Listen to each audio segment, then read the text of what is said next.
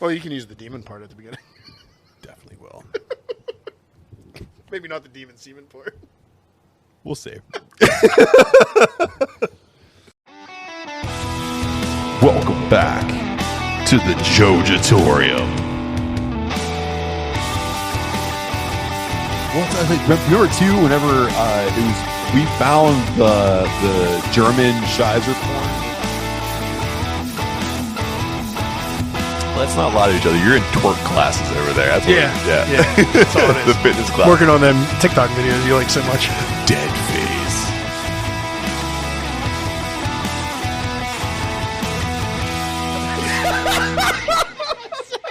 Got right in front of you. Welcome back to the Jojitorium. You know who it is. It's Adam. It's Matt. We're decaying with the boys. And just so you guys know, we survived the WWE Draft as an intact tag team. So, presented by the Rockwell Park, the Steel City Big Pour is scheduled to kick off on October 16th. The fest has only one session kicking off at 5 p.m. and lasting till 8 p.m.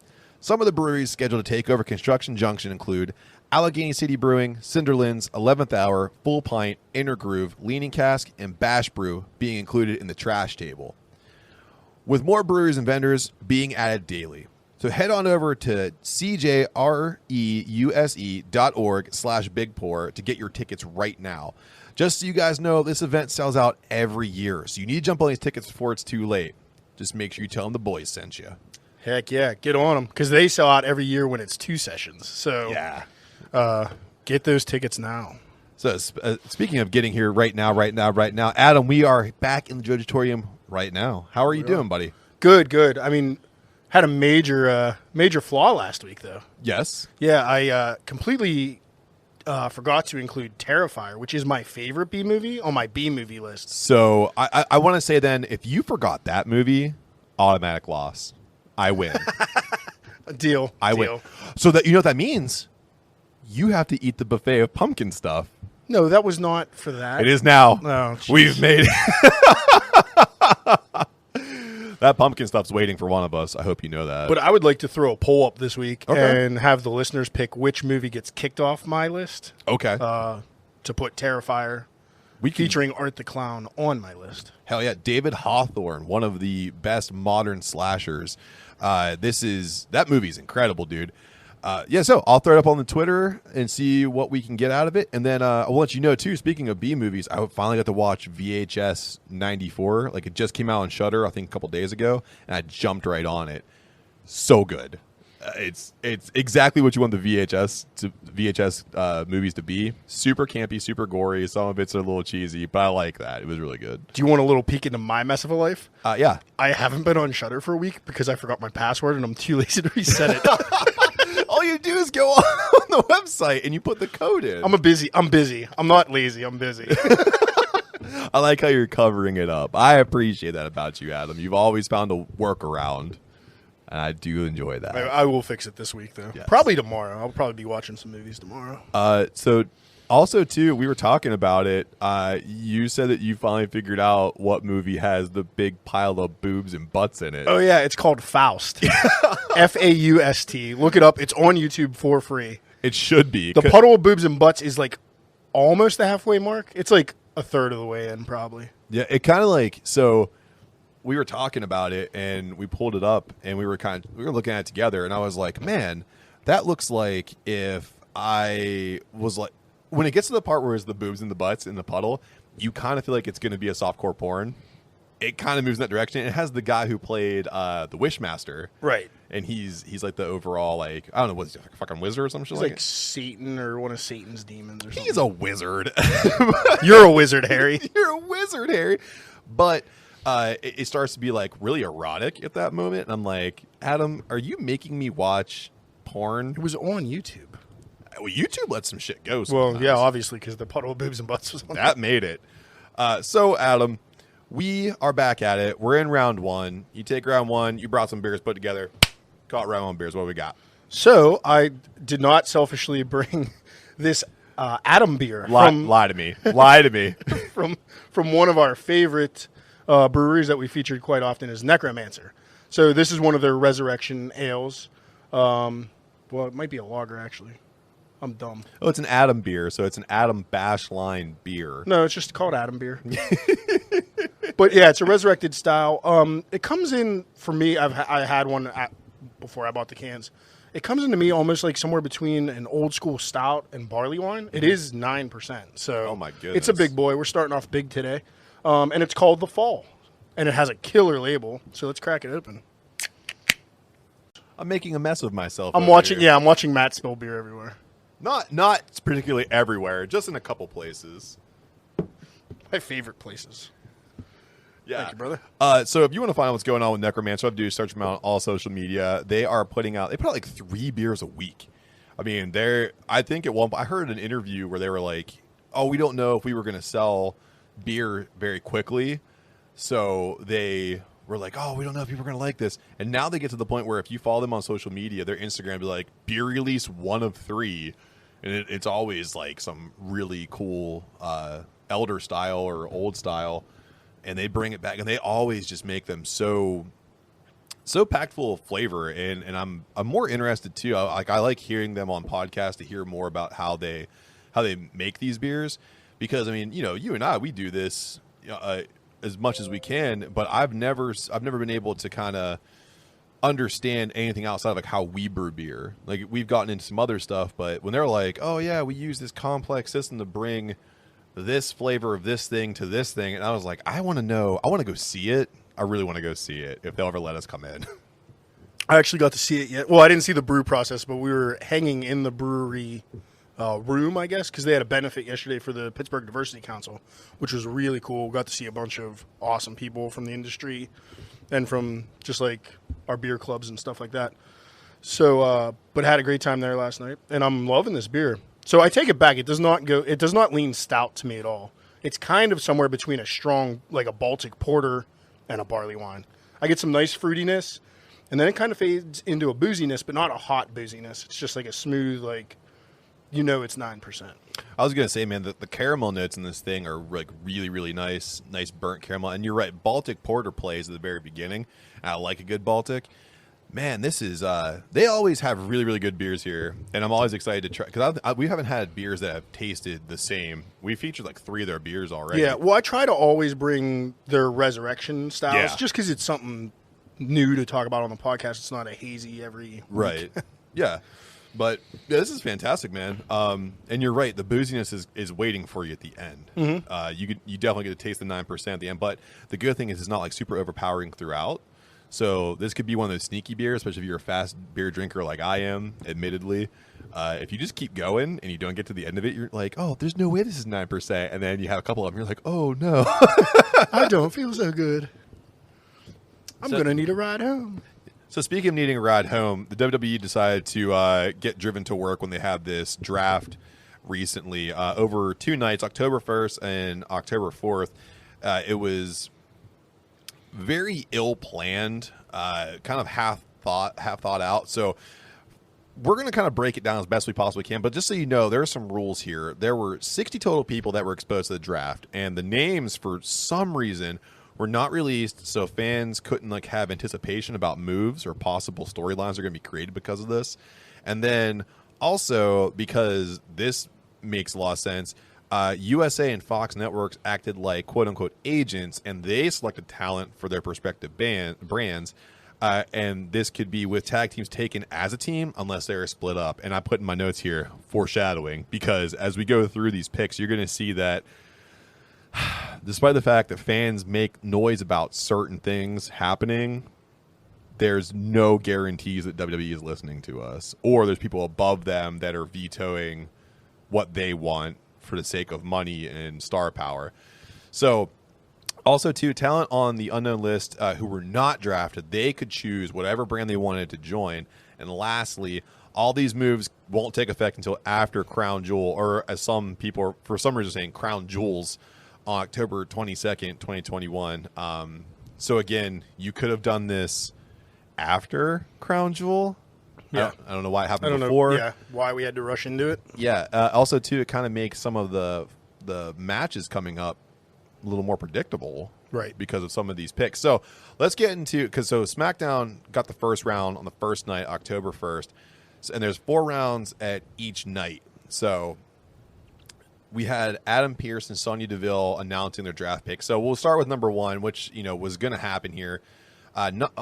Much unlike our draft that we had here in the Jojitorium, champions were applicable for the transfer portal, or whatever you want to call it. So with the number 1 pick, SmackDown took Roman Reigns with Paul Heyman. So he stays on SmackDown, which right now Roman Reigns is the best thing in WWE. Best storyline, best character. So Fox wants to keep him. So Fox definitely wants to keep him.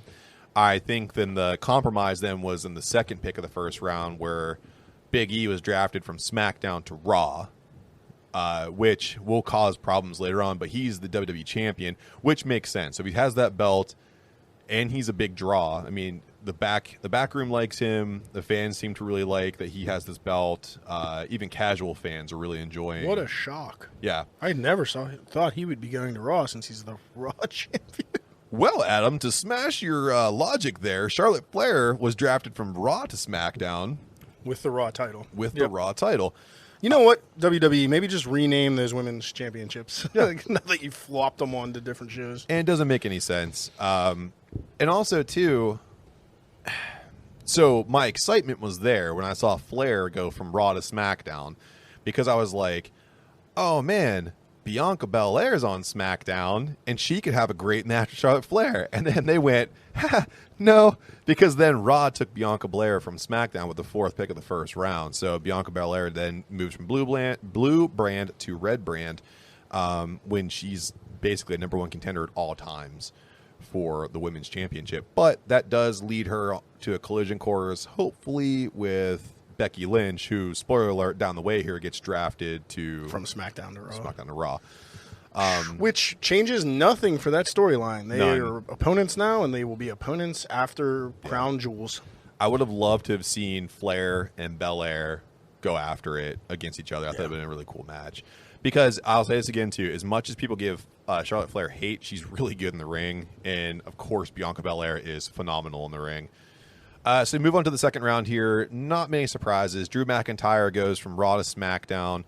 RK Bro stays on Raw, which is Randy Orton and Matt Riddle. And here's the one that I didn't like here. The New Day goes from Raw to SmackDown, which then effectively splits up the New Day after they just got back together and all their merch got picked up like hotcakes. Like they went from they were kind of like near the middle. They were in the top 3 for merch sales. Completely blew that apart. So again, I don't think this is WWE's fault. I think this is allowing the networks to pick and choose what they want.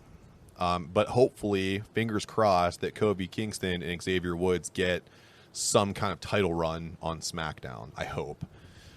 So Edge goes from SmackDown to Raw. Happy Corbin and Madcap Moss, who, and I'll say this right now, I have no idea. I was just going to ask you who the fuck that was. I have no idea. He looks like... Jeez, he looks like Batista. God, he's a big dude. He's a big dude, but I haven't seen much of him in the ring. I haven't seen him really do anything on the microphone. Looks like Brotista. Yes, exactly. Yes, he says. If Batista only feasted upon Monster Energy drinks and drywall, that's who Madcap Moss is. Nikki, Almost Superhero, and Rhea Ripley, who is, I mean, I can't believe Ripley's run on the main roster has gone so well that she's in this.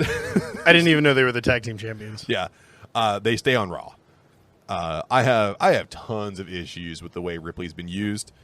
She was an animal down at NXT, really bolstered that brand back up. And Adam, I read about 2 days ago, she wants to return to NXT, or she thought about it. And then she, in the same interview, said, but I've seen what they've done with NXT, and I don't think I fit in down there anymore. Well, I'm sorry to tell you this, Ms. Ripley, but you also don't fit in on Raw. Yeah. You are a pinnacle indie wrestler, which isn't a bad thing. I think you would dominate in other companies, and you're just getting kind of mid-card buried, even though you have a tag team championship around your waist. No, tag team wrestling is bastardized in WWE, and women's tag team championship wrestling is absolutely buried. You might as well not be on TV. Yeah. So Hit Row with Isaiah Swerve Scott, Shante Adonis, Top Dollar, and B-Fab went from NXT and got drafted to SmackDown. So that's actually a really good pickup for SmackDown because that's a good stable of really strong competitors, especially the NXT North American champion Isaiah Swerve Scott. I think he's going to be, out of all of them, I think he's going to be the breakout star. I think he has the most in there, and hopefully his star power can boost up the others. And then we go to Keith Bearcat Lee. He's staying on Raw. I finally, and I say this too, we made fun of his name, I think, and then I heard and read that it's actually a tribute to like one of the first African American wrestlers. So hey, we take it back. Sorry, no, we didn't make fun of it on the podcast. We didn't? Or off of it. We were just like, that's kind of a weird name. Okay, yeah. Okay. I think we were just texting back and forth about it. Okay, yeah, you're right. We didn't make fun of it, but regardless, I don't think I just thought it was strange, but I saw the next day that it was a kind of an homage. Yeah, which is cool. And actually going back, and it made me go back and look at some of the Bearcat footage, and man, was he an animal. That was a great professional wrestler. Naomi's going to stay on SmackDown. The Mysterios, Dominic and Rey Mysterio, are going from SmackDown to Raw, so that's going to cause some good storylines. They should have split them up. Well, here's what I was reading too. So it's kind of like we're putting news inside the draft here. So from Buckle the Bell, the boys bringing the best wrestling news in the biz. So I can put that drop in here too. Gotta throw the tagline. Gotta throw the tag. Give the people what they want. So my understanding is that Dominic and Rey have already had this agreement where, because Rey Mysterio is eventually going to hang it up for good, and what he wants to do, as it is in lucha lore, you hand your persona down to your lineage if they're in. So Dominic Mysterio is actually set to take on the Rey Mysterio persona. So will he be Rey Mysterio the Third? I believe so. Okay. Yeah. So he'll take over the mask. He'll take over this. He already has the move set, but he'll take over that entire gimmick. Cool. Yeah, which would be really cool to see because Dominic, I think, is still showing that he can be a very prominent singles wrestler when he gets his chances. I think that they're still kind of running him through the ringer a little bit, which is not necessary, but they're doing it. Or they could do like Iho de Rey Mysterio, so like son of Rey that'd be Mysterio really cool. would be Yeah. cool, because that's what they do in AAA a lot. Right, yeah. And AAA, actually, whenever you get past like the first like half hour of that show, it actually ends up being like they do a good job of bringing the like younger and mid-carders on, but they really stack up the second half of their cards with some star power. So it's worth a look on YouTube when you get a chance. Jeff Hardy went from Raw to SmackDown in the 4th round as the 15th pick. I don't really know. Could I address what he said on Raw? Because I actually watched a little bit of Raw. It looks like he's bringing, I don't know if you remember when he was Willow. Yeah, unfortunately I do. Impact. Sounds like he's bringing that character or a character like that to SmackDown. So is that like start to put him towards like a good singles push then, since he won't be? Nah, it's going to put his career near where his dog's at. Oh, dead. Man. Point to the heavens again like Roman Reigns. Like Sabu, man. Sorry. Roman Reigns stole that gimmick. Oh, 100%. And then last but not least on the first night here, Austin Theory drafted from NXT to the Raw main roster. Which I think is my favorite pick of all of them. I would have to agree with that. Unless, here's the problem, Adam. We've seen strong talent from NXT get drafted and put up on a very nice roster, like Raw's resurgence, as you'll see with the draft picks. So they really reformulated their approach in their roster. Austin Theory may be buried by the talent on the Raw roster. Well, they started him off well because I, again, watched the Jeff Hardy, at least like a half an hour of a Raw, and it was when Jeff Hardy was out there. So even though these draft picks don't take effect until after Crown Jewel, Austin Theory was already on Raw this week, and he attacked Jeff Hardy. So at least he's going into a strong program until Jeff, I guess, leaves for SmackDown. Yeah. And then we'll have Also, to see. Austin, hey, man, didn't you get the memo? You're supposed to wait till after the 22nd. Come on, man. That was cool. He's like, let me get a selfie with you, and then just knocks Hardy completely. And then takes the picture with him. It's hilarious because Hardy. And he posted him online. Yeah. Oh, like I was like, I met my hero today. So as we talked about before, 2 stables were split up on the first night here. So Big E was drafted to Raw, while his New Day stablemates were drafted to SmackDown, effectively splitting up the New Day.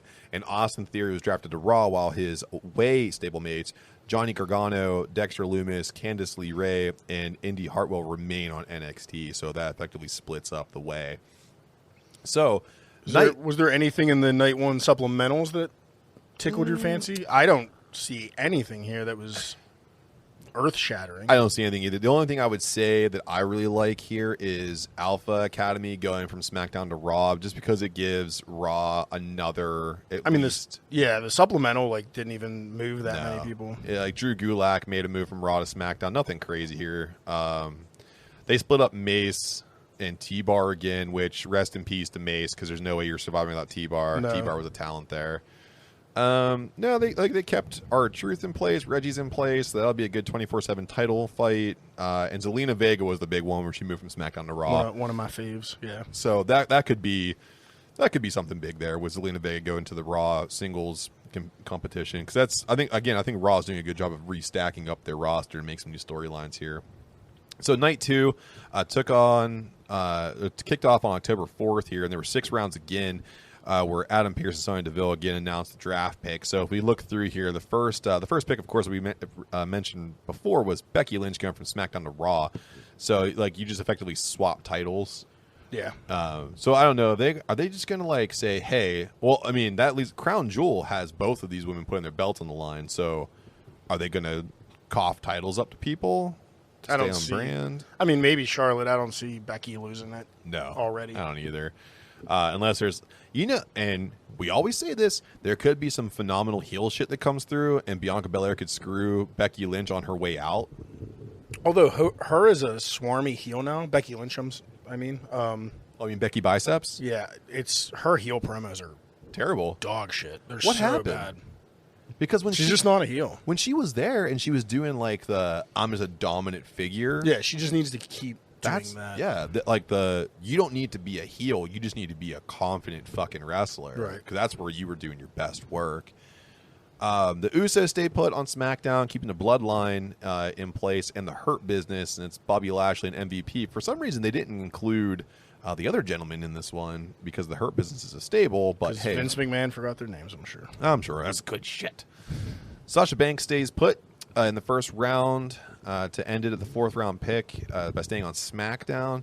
So you move into the second round here. Seth Rollins making the jump from SmackDown to Raw. Not shocking because Becky moved to Raw. I give them a lot of credit, though, trying to keep married couples together. They try to do that as best they possibly can, so that's good for them. King Nakamura and Rick Boogs are staying on SmackDown, and Nakamura just had to give up his crown. Do you see that? No, I missed that. He gave his crown up because the King of the Ring tournament's coming through. I don't know who's going to win that one, but now it's just... I don't know who's going to win it, and I don't care. Fuck. These old tropes, just with nothing exciting. Well, they're trying to do the Queen's tournament. Great. Yeah. Queen Dewdrop coming up. Well, you know what, though? That'd be kind of cool. Because those tournaments are supposed to be to push young talent. Don't look at me like that. None of it's cool anymore. None of it's cool. Well, I mean, if you know when this started with Harley fucking Race back in the day, and that was do awesome. Something different. I like Harley Race. I do too, but they've been doing it for 40 freaking years at this point. Yeah, if it ain't broke, don't fix it. It's broke. It ain't good shit. It's broke shit. Well, speaking of good shit, Raw. This Adam beer's starting to hit me. I saw that. You gave me that look like you're mad. I said, dude, it's okay. Hey, this is just so painful to watch. Well, the good thing, though, here, the next pick is Sheamus stayed put, or not Sheamus, but Damian Priest stayed put, staying on Raw, and then Sheamus went from Raw to SmackDown, so we won't see any more of those goddamn Priest versus Sheamus fights. Love that. AJ and Jeff Hardy went to SmackDown, so you're not going to see any more of that either. Wonderful. I can't wait to see the new opponent for Damian Priest, who's going to wrestle in perpetuity. AJ Styles and Omos stayed on Raw, so that continues to bolster that tag team division. Shayna Baszler goes from Raw to SmackDown. Kevin Owens SmackDown to Raw. Nothing really else exciting here. A call up from NXT. Xia Li.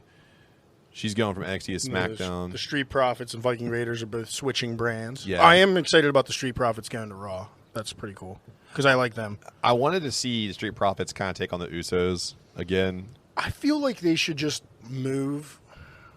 I know they already have the belts on both brands. I feel like they should just move their whole tag division to Raw, though. Yeah. Because you have that third hour. You could highlight the tag division with, more than 2 teams on each show. Yeah. But whatever. Well, you also look at it, too, man. All their, secondary shows are shit now, too. The 205 live shows is trash now. Yeah. They used to have like, the extra like Sunday Night Heat used to be on, and that hasn't been in place for a while. Or like Shotgun Saturday Night.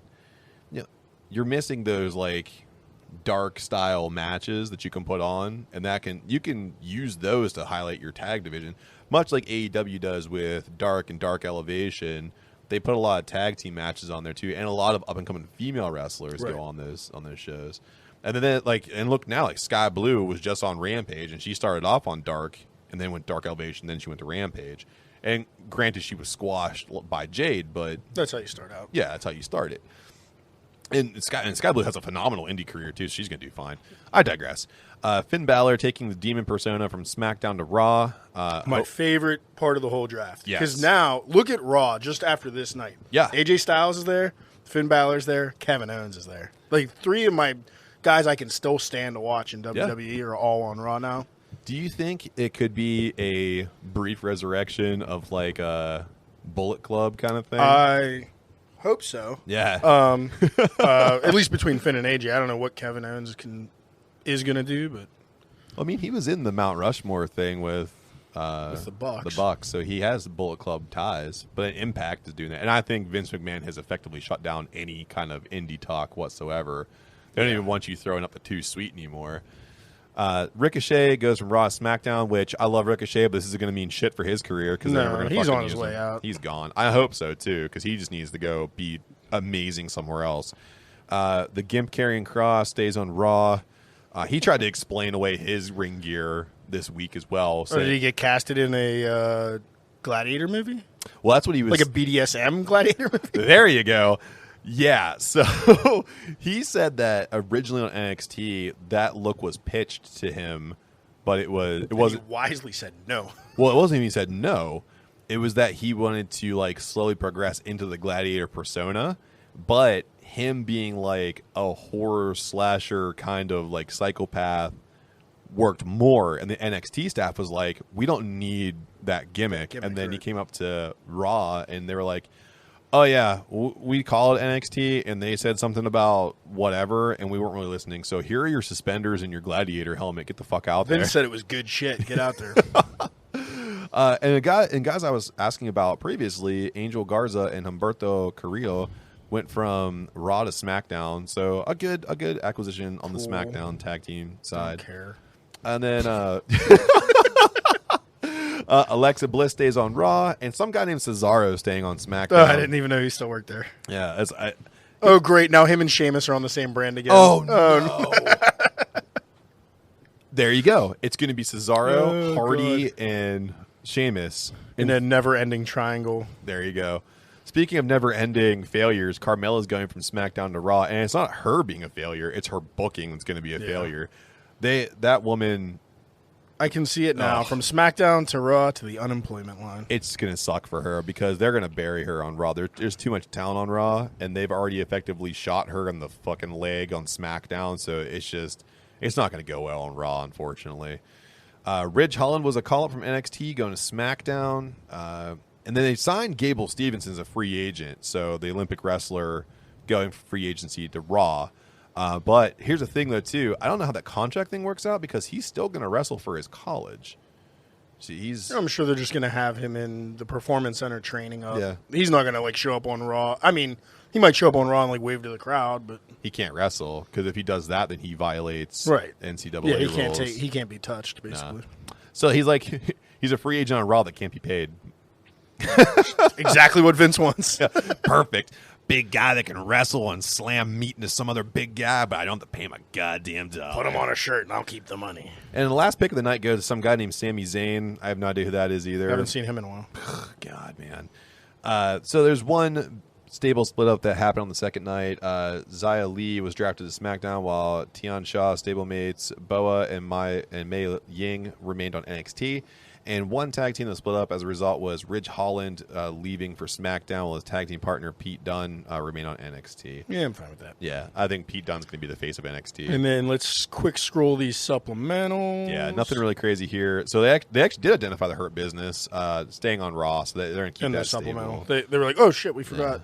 And then Jinder Mahal and Shanky went from Raw to SmackDown, which I completely forgot about the Dirty Dogs, Dolph Ziggler and Robert Roode. Oh my God, man, yeah. But they're coming to Raw. Yeah, so it might be big things for them.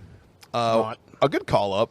NXT to Raw. Maya Yim, she'll be on Raw now. Even though she was already there as in the mask. Yeah. I forget what her name was, though. Destructo or something like that, I'm sure.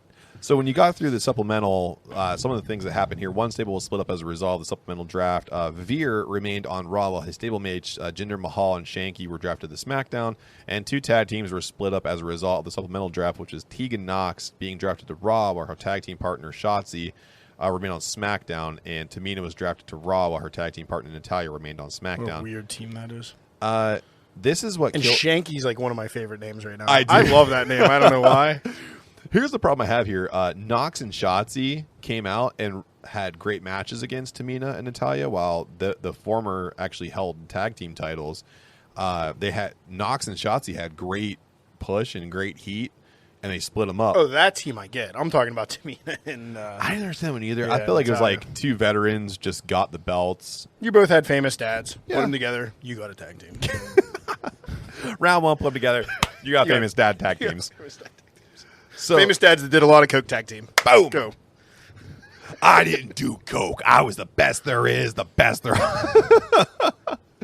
So we go into the free agents here. Several wrestlers that were made free agents due to injury, inactivity, or simply not being drafted despite being an active member of the rosters, and they were able to sign to the brand of their choosing. So Brock Lesnar, he's going to stay with Raw, or he's going to Raw. He was a free agent, and he announced he was a free agent, implying he could do whatever the hell he wants, but that is not accurate. There's no way it's going to happen. But he's got to fight Roman. He will. And the whole thing about them, they're going to say it's going to be a long feud leading up to WrestleMania. I don't know how that's going to be across platforms, because if Brock is Raw, and I don't know. So whatever. Asuka's going to stay on Raw due to inactivity due to hand injury. Bayley staying on SmackDown because she tore her ACL. I didn't even know that she tore her ACL. Didn't know that either. Yeah. Elias, and whatever his new persona is going to stay on Raw. Some lady named Eva Marie is going to stay on Raw. She's on her way out. They just injury angled her off TV. Yep. Smart play. Yep. Lacey Evans with Ric Flair's baby was inactive. She stays on Raw, and then the Lucha House Party with two guys here. They call me the helicopter. Lucha House Party with Grand Metalik and Lince Dorado. 2 guys that want out stayed on. I was going to say, Raw. Yeah, they went off. They asked to get out of their contract. Where's the third guy that does the Lucha thing? He's already gone.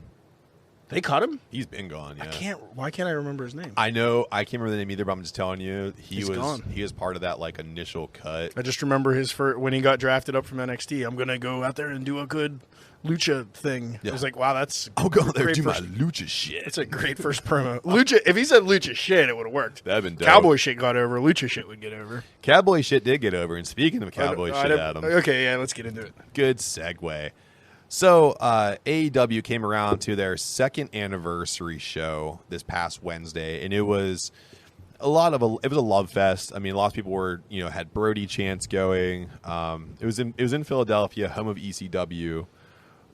Just a lot of history here. It's a big wrestling city, and Tony Khan delivered on this card. So let's just jump right into it. The first match of the night, they all got.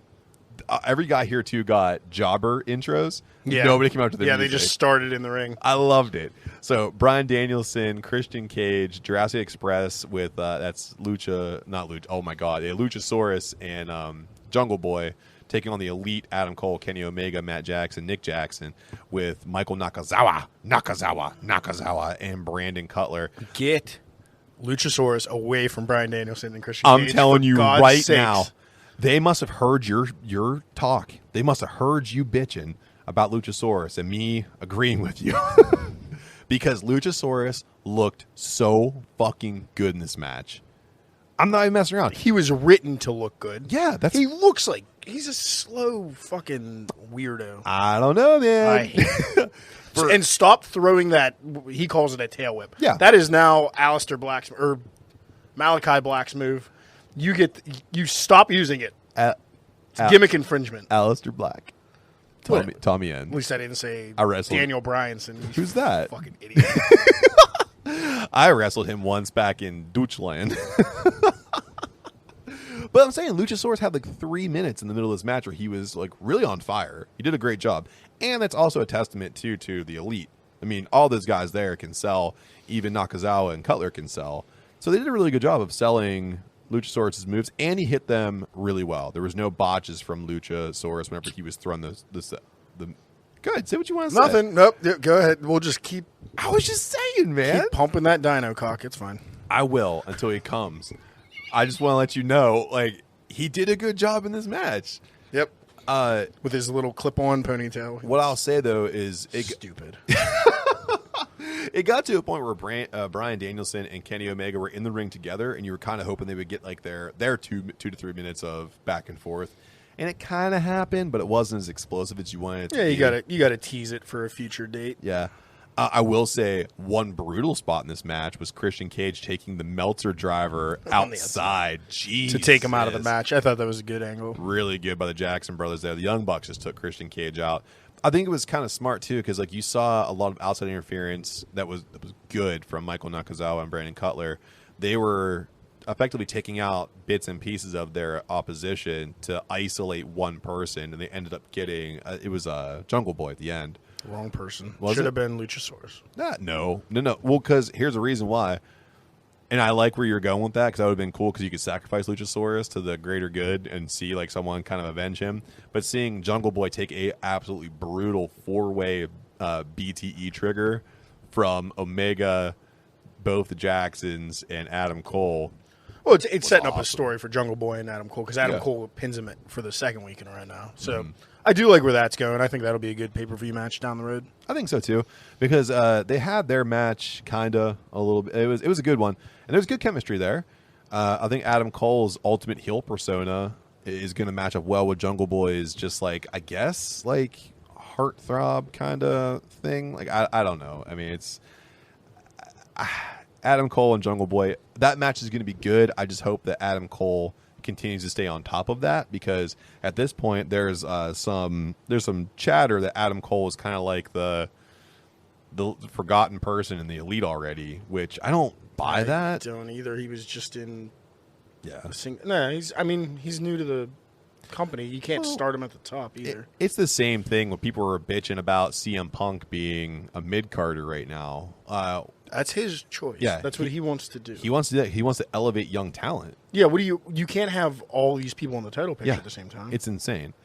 So after this match, Moxley cuts a promo about how he wants to be back in the title hunt by claiming that nobody in the back can stop him. Can I share a fun fact I learned this Sure. week? I remember, I don't know if we discussed it on the podcast or not, but his entrance music. Yeah. And how it's kind of awkward. Yes. Him coming out to a Wild Thing by Joan Jett. I believe it's her version of it. Yeah. So watch Dark Side of the Ring this week. Okay. That was Onita's music. Oh, So really? that's why Moxley uses it. That makes more sense now. Okay. That's what Onita came out to when he was in his organization called FMW in Japan, which was Okay. like the super death match, like electrified ring stuff. Oh, that makes a lot of sense too, because Moxley's been a shit ton of death matches. Yeah, and he's a huge recently. Onita fan, so It's kind of cool to see Moxley. He does have a nostalgia vein in him that he likes to tap into. So that's cool. I didn't know that. But where was that fun fact at, Excalibur? That's your job to fucking provide that. You wrestle people in like basement shows in like upstate New York for $10, and you can't tell me that was a homage to Onita. Oh my God, that's Kevin Owens. I wrestled him in the basement in Eugene, Oregon in 1994. He stole my dog. He stapled his mask to my face, and I've never been able to take it off. It's so tight. So speaking of CM Punk, he cut a promo after that in the ring challenging Daniel Garcia, who's a mid-carder, you motherfuckers, to a match on Rampage, which, spoiler alert, CM Punk beats Daniel Garcia after a phenomenal match between the two I gotta of them. watch it. I did not get a chance last night. So good. I talked to you about. Well, Yeah. I just told everybody I was at Necromancer, and the night didn't stop there. So, Papa had a late night, We'll jump into that. but I'm looking good today. I mean, other than being really sweaty. Yeah, we'll jump into your good night here in a second too. 'Cause Okay. I think I want to hear more about it. But CM Punk cut that good in-ring promo highlighting Daniel Garcia, who is actually a phenomenal talent who's thriving in the mid-card, despite the fact he's not really on top of his wins right now, but he is cutting great matches. And Adam put in a nice edit here for me. Glock, Cock, Arn Anderson. I can't even say it because it's too much. It's a real mouthful, Adam. Glock, Cock, Arn Anderson cuts a promo. Outside of... Hey, Matt, guess what? What? You can't spell Arn without N-R-A. You ever look a man in his eyes with a gun to pull the trigger? No. I don't represent losers. Blow your fucking head off. Can we get a shooting angle in AEW already? Yeah, you mean... I don't want to bring up Brian Pillman, but that was one of the best. That was a good one. Oh, my God. I'd be okay if Arn eventually shoots Cody. That's fine. So, I think it's going that way because the promo he cut outside of Cody Rhodes' home, he was burning a lot of expensive clothes, and then once he finally got Cody's attention, Cody comes out and he's like, Arn, what the hell are you doing? And I was waiting for the gun to come out, but instead he brought out that 5-finger shuffle and smacked Cody in the face, basically calling him a punk, and telling him to paint a star on his face, referencing that god-awful Stardust character he had in WWE. I just wrote this whole angle. So this is how you write it off. Arn shoots Cody, and then much akin to The Departed, Dustin Rhodes comes in with the plastic bags on his feet and shoots Arn. Effectively ending the entire... And it just, fade to black. That's good shit. Vince, where are you? So we move on to a fantastic match here with the newly signed Bobby Fish taking on Sammy Guevara for the TNT title. Is he signed? He just signed, buddy. Did he? I missed that. He is I signed. missed that. Good. Good. I'm happy with that. Guys like Bobby Fish, who are internationally known, if you don't sign with AEW for the guaranteed paycheck to then go do everything you were already doing. Because he just signed with MLW, right? He did, so he's probably going to do dates for both. I would say, yeah. And Tony Khan's okay with that. Can I fantasy book this real quick? Sure. I need Bobby Fish versus Bryan Danielson. Yep. Yeah. Oh, yeah. Like, once Danielson's done with Omega, like, just do that on a random Dynamite, just so we can see it. That'd be beautiful. Strike heavy, awesome match. And now that you say strike heavy, that actually played into this because if we kind of look at this, Guevara is more of like a semi-high flying kind of guy, has more like top ring moves, but he does have that very brutal go to hell, almost like the go to sleep, but kind of like in reverse, like a Death Valley backdrop. It goes into like that, what do they call that? Namagurushi or whatever, where it's like the neck breaker on the knee, but he like brings the knee up into it. It's a cool move. It's a really cool move, especially for a guy his size to be able to launch a guy like that. Yeah, man. Because it's just off the shoulder. So that guy, I mean, I guess they could post on his shoulder a little bit to help get over, but that's still it's a lot of sanity. It's a lot of strength for such a like a shoulder press guy. almost on the back of the person on your shoulders. So Bobby Fish brought a very, very stiff style to Sammy Guevara's semi-high flying style, and I can tell you right now, you can tell that these two know each other because Sammy had this great way of selling Bobby Fish's front kicks because that was what Bobby Fish was throwing predominantly here was these very, very strong front kicks, kind of like Danielson, very, very stiff. Sammy was eating them, and I give Sammy a lot of credit because his chest looked like it was one more chop away from splitting open and bleeding. Yeah. Get a bowl of that. It looks like an acai bowl, man. So these two battle it out all over the ring. Great worker. Bobby Fish has a little bit of a heel side to him, which is nice. So he was doing some more like past the 5 count shit, which is really good. But Sammy Guevara was able to kind of work his way towards hitting the go to hell and hit it solid. A lot of credit to Bobby Fish here too for selling the go to hell. The way he popped back up to land back to you could almost imagine that he definitely went lights out when he got hit. Him and Kyle O'Reilly with them crumple physics. Absolutely. And then for Sammy to make it a highlight of the night, hits the Feast Your Eyes 630 splash to end the match and retain the TNT title. There was some outside stuff from Fuego that happened a little bit there too, which, I think Fuego, it's kind of nice to see Sammy bring Fuego up. I want to see what Fuego can do later, like in the mid card. And I would like to see possibly if they could bring in a cruiserweight title. I think that getting those guys being able to tangle up for something like that would be really nice. I think giving them small dudes that you could establish a cruiserweight division. I think so too. So then we see American Top Team flying out at the end of this match to beat the shit out of Guevara and El Fuego. And you know it's going to happen. So Chris Jericho and Jake Hager come running out. They run the heels out of the ring. Dan Lambert, the man of promos, who you couldn't almost hear him over the rain of singing Chris Jericho's entrance music and the boos that were coming down to Dan Lambert. Yeah, he's got heat. Good job, Dan Lambert. There for he's Hank. Great. He used the nice little pieces of silence in there to get a challenge out for a 6-man tag from the Inner Circle versus the Man of the Year, Junior Dos Santos, and Jorge Masvidal. Of course, all agreed upon. That's 4 men. Huh? That's 4 men. Why did I type 6? I don't.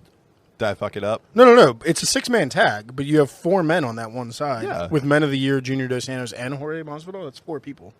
I don't think Jorge is going to be in it. I think he might be ringside. Yeah. Because he's still signed to UFC. They're not going to let him. So it makes sense, I'm too. surprised he even need Jericho in the face. I'm surprised they let him do anything. Dos Santos isn't under contract anymore, so he'll probably be in. And he's been training pro wrestling, so I think that'll be like his debut. And I also look at it, too, because if it was 4 on one side, you would see Jericho, Hager, Guevara, and El Fuego, and one of these things isn't like the other. Yeah, so. Fuego's not in there. Yeah, 6-man tag then. Yeah, Fuego's going to eat a knee from Masvidal on the outside. Oh, yeah. Masvidal's going to fucking make him eat a kneecap. Fuego with the freaking Inner Circle vest on, the cut. It already looks ridiculous for Jericho to be wearing it. Oh, my God, man. Great, not so much a great promo here, but one that I was actually kind of excited about, 'cause I do like the Acclaimed. They are number 1 in tag team rankings. I didn't even know they were climbing the rankings that quickly, but they are going to take on the Lucha Brothers for their titles.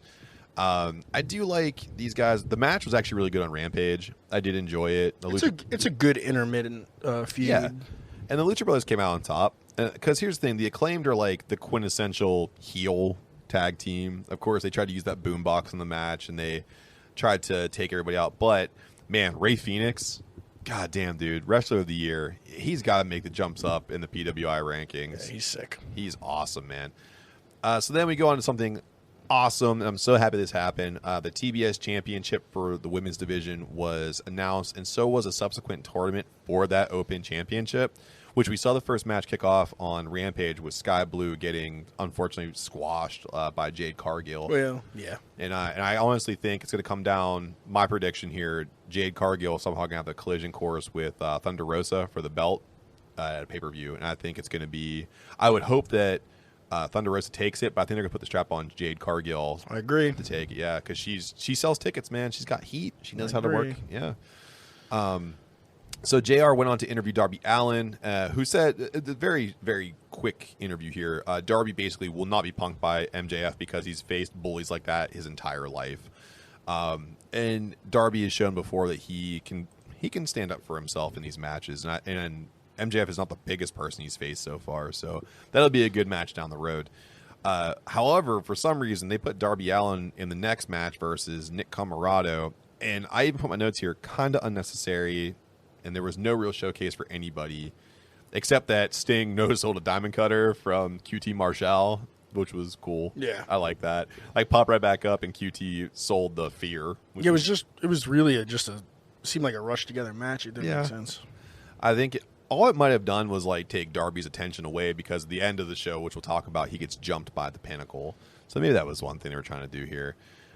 So we can move on from there. Dark Order cut a promo that they're all reunited and now are a democracy.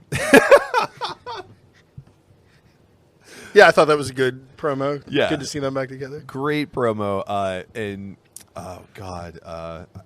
Now I can't remember her name, because that name's escaping me. Anna J. I think Anna's actually working her way towards being like a de facto leader, because her and Ty Conte seem to have brought those guys all together to. I mean, it happened during the Birdie Lee Memorial show too. It's a Wyndham Rotund. Yeah, until he shows up, which that would be fantastic. Uncle Tony went on to interview Dante Martin, who called out the locker room and was answered quickly by Malachi Black. Insert Black Mist, insert Black Mass, and then acceptance of the match. Yes, I guess this is just keeping Malachi on TV next week until Cody unburns his suit. Yeah. And then I can't wait for Malachi Black to end Cody Rhodes, because I think Cody wants to be off of TV. We already talked about this. Malachi is going to beat Cody Rhodes. Yeah. Arn's going to end him. Yep. Boom. Old Brock Anderson. It's funny too, man. I actually read the other day that Arn Anderson got new entrance music, and it's "Click Click Boom" by by Saliva. Ricky Starks came out and cut a promo about the FTW title, which he did defend on Rampage successfully against the formidable Brian Cage, who eventually came out and tried to beat down Ricky Starks. He ran the heel out of the ring after, and then of course you have the whole Team Taz thing come through too. I think I'm kind of done with this. I want to see Brian Cage do something of more significance here, and I want to see Ricky Starks take off and do something important. Ricky Starks is far too talented to be sticking around in this feud, and it's not to say Brian Cage isn't a good wrestler. I just think that he needs to start doing something like against a Miro or a Lance Archer, something of substance. You and his wife both think that. Yep, definitely. I agree with her. Then we move on to a match I was really looking forward to, and it did deliver. Hikaru Shida took on Serena Deeb. And this is really cool, man, because Serena Deeb's a fucking heel now, man. She's vicious. Yeah. Did she train under Dean Malenko? I don't think so. Maybe. She's incredibly fluid in the ring, and she has a gajillion holds that she's throwing out there at all times. It's phenomenal to watch her work.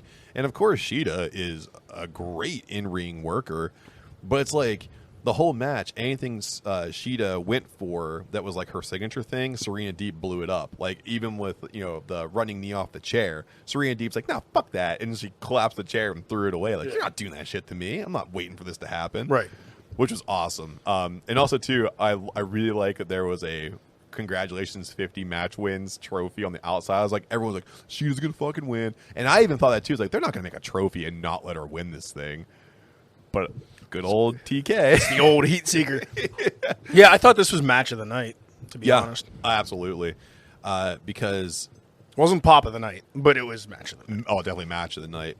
Because Deeb goes on to win by submission here with the Serenity Lock, and the cool thing about the time she locked on this Serenity Lock was it was like 20 fucking knee drives into the mat to soften up Shida's knee and then lock that thing in brutally. Great sell by Hikaru Shida, and a quick tap by Shida as well. And then of course Deeb is like, "Oh, you all thought I was going down, check this shit out." Goes out, grabs the trophy and smashes it over Shida's head. I really like that. I wrote in my notes, chef's kiss. Yeah. So at the end of that, Darby Allin cuts another promo out near like the parking lot and like the garage area, and he's tacked by what is clearly the Pinnacle in black masks. He gets destroyed, and it was I wrote an F10 in here, but it's at an F5 from Wardlow, whatever. It's an F something. It's a tornado release slam. So it's Brock Lesnar's move with an extra 180. Yeah, and it went on some guardrail. Call it the F10. I think so. Stupid. And it went on some rails and a stop sign. Great job here. Yeah, I mean, good selling from Darby. I thought the angle was kind of goofy, but a little bit, yeah. But it's setting up that Allen and MJF. Yeah, I'm excited about that. Leo Rush, who just got re-signed from a very short retirement, he offered his services to Dante Martin, despite the fact that Leo Rush only came in for one fight. Don't care. Yeah. Well, I love his new gimmicks. Like, he's an investment guy, but I'm sure the only reason he's back is because he's broke in real life. It's like, well, I better come back and get a paycheck somehow. Take financial advice from me. It's a really weird gimmick. I don't like it. But moves on to someone that we do like. And it's Britt Baker, DMD, talks shit on the TBS Championship, saying, quote, "All those jealous bitches in the back can fight amongst themselves instead of obsessing over me and my women's championship." I enjoy that. I like that. Yeah. Did you see, though, that it kind of pissed off Hater to the far left of her on the screen? Yeah, little bit of a job there. So we move on to the big match of the night here, which is the ladder match. The winner gets an AEW championship fight at a later date. So it's Andrade El Idolo. You say that for me? El Idolo. El Idolo. Thank you very much. Versus Jon Moxley, versus Lance Archer, versus Matt Hardy, versus Orange Cassidy, versus Pac, and versus the Joker, who we do find out to be cowboy shit, Hangman Adam Page. Cowboy shit. So this match started I popped. Every part of me popped. Oh, yeah. When he came out. It was funny because my wife, who does not like wrestling, was watching this with me, and I was like, if the Joker is Hangman Adam Page, I'm gonna slam a beer. And again, it was super predictable, and it happened, and everybody was happy with it. Everyone loved it. Yeah, you sent me a text, I think, the day before, and you're like, this is the Joker, and you sent me a GIF of him. It was him on Joaquin Phoenix's body. Oh, man. So this match started off really hot with Pac and Cassidy starting in the ring as the first two competitors. They have a fun history of significant matches at higher-end pay-per-views. Cassidy, he was doing more of his comedic sloth style than he has been recently, so you kind of already knew that he was going to kind of be a rollaway character in all of this.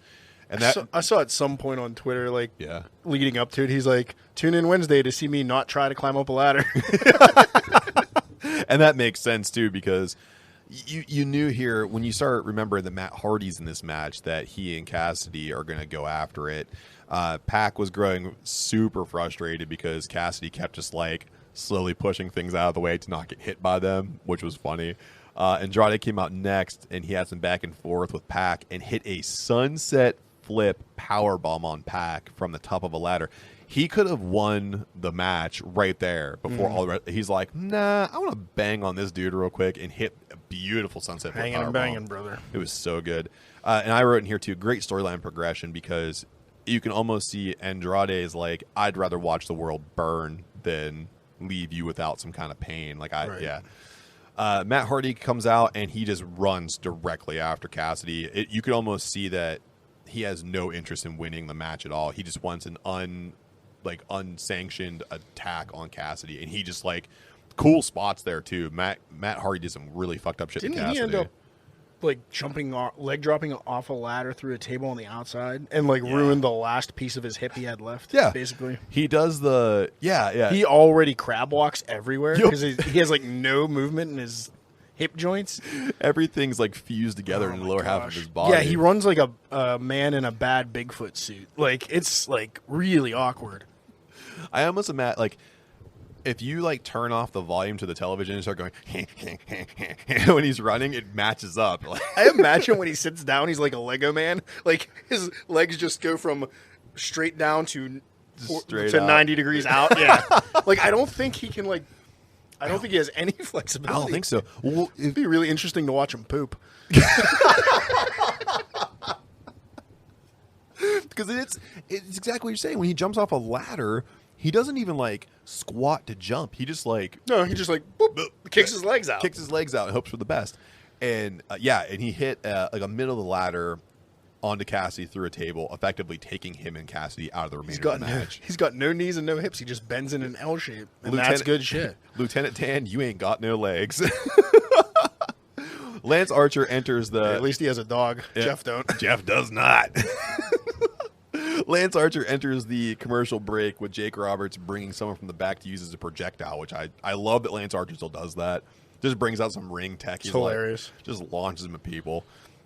Lance Archer, unfortunately, came in during the commercial break, so a lot of what he did was kind of lost during an Arby's commercial. Curly fries and tramp stamps. Let's do this. Speaking of tramp stamps, John Moxley comes out. Here comes the beef. He enters 6 and immediately takes the fight to Archer because he and Archer just had that big tag match a couple weeks ago where Archer really did get the best of John Moxley after the match was over, and they are fighting into the Philly faithful crowd, going back and forth. They fight halfway up the stanchions and then come all the way back down to the ring. They were very good spots there. And I'm actually really proud of the Philly crowd for leaving them the hell alone while they were in a sea of people. I wouldn't touch either of them. No, they're fucking get fucked up. They're crazy looking. You get fucked up. So you're already kind of elevated, and it's time for the Joker, and the countdown's hitting, and you hear that entrance music, and Adam Page comes out, just fired up, wild rage in his eyes, man. He instantly inserts himself into the action and is taking. He's already trying multiple swipes at the casino chip to earn that title shot, but he's going through the motions here, trying to find his way to the top of the ladder here, and I wrote in here, he hit an avalanche deadeye through a table. Yeah. And at that point, I realized this match was such a great combination of in-ring work and big spots. and you had guys who normally don't hit big spots hitting those big spots. I've never seen Adam Page hit a spot like that before. One time. It was the very first AEW pay-per-view, All In. He was in that Cracker Barrel hardcore match. Joey Janela. He hit it on Joey Janela one time. Same exact spot. I think it was off a ladder through a table. Damn, dude. Yeah, I tell you what, man, that's a scary move to be in because it's kind of like a blind hip drop. Yeah. I mean, I'm never going to take that if I ever got the chance. Like, hey, you want No, $1,000? Nope. I would. You have a real big crush on him. Anything to touch Hangman Adam Page. Round his waist, top of the ladder. Can we do it? Like a spike Deadeye and have Finn Balor push my feet down too? Okay. Anyway, So it quickly comes down to Page and Moxley. The first duel they have on a ladder has Moxley returning quick with a steel chair to hit the small of Page's back, kind of knocking him a little let's open loose. that forbidden door. I know what kind of porn you're looking at. It's a forbidden backdoor for me. So the wobble on the ladder leads to Moxley regaining his balance and climbing back up to the top of the ladder here with Page on the opposite side. The two trade punches again until Moxley finally gives way, leaving the sad cowboy a clear path to victory. And then climb ladder, get chipped, crack beer, close curtains. And this was this sets up a fantastic match against Kenny Omega and At some point. Cowboy. What's here. next? Full Gear? Full Gear. Yeah. do it. So it's kind of nice. Or no, too. did we just have Full Gear? We had All In. Yeah, we're still. We had double. No, I don't remember where We the did. hell we're at. All In came out. That's when Punk and everybody debuted. Okay. Yeah. So we're up Full Gear next. Let's do it. So that I like to believe now they're going to kind of hold off on Bryanson taking that title. You just did it again. I did it again. Fuck, dude. Daniel Bryanson. Daniel Bryanson. You fucking Sorry, the American Dragon. Listen, I'm going to keep doing it. Just call him Danielson. Danielson. I don't think he's going to get the belt anytime soon, especially because they're going to keep it open for Adam Page to win. I don't know what they're going to friggin' do with him now, but yeah, I don't know. Speaking of knowing what to do, we know exactly what to do. We're going to throw it out to some ads that we have in the middle of the... We need to refill our Chugged through that Adam beer. I got to empty my bladder. Yes. So we're going to put some people on, and if you like what you hear, go check them out, because when you support them, you support us, and when you support us, we bring you some pretty cool stuff. So we'll see you on the other side. Peace.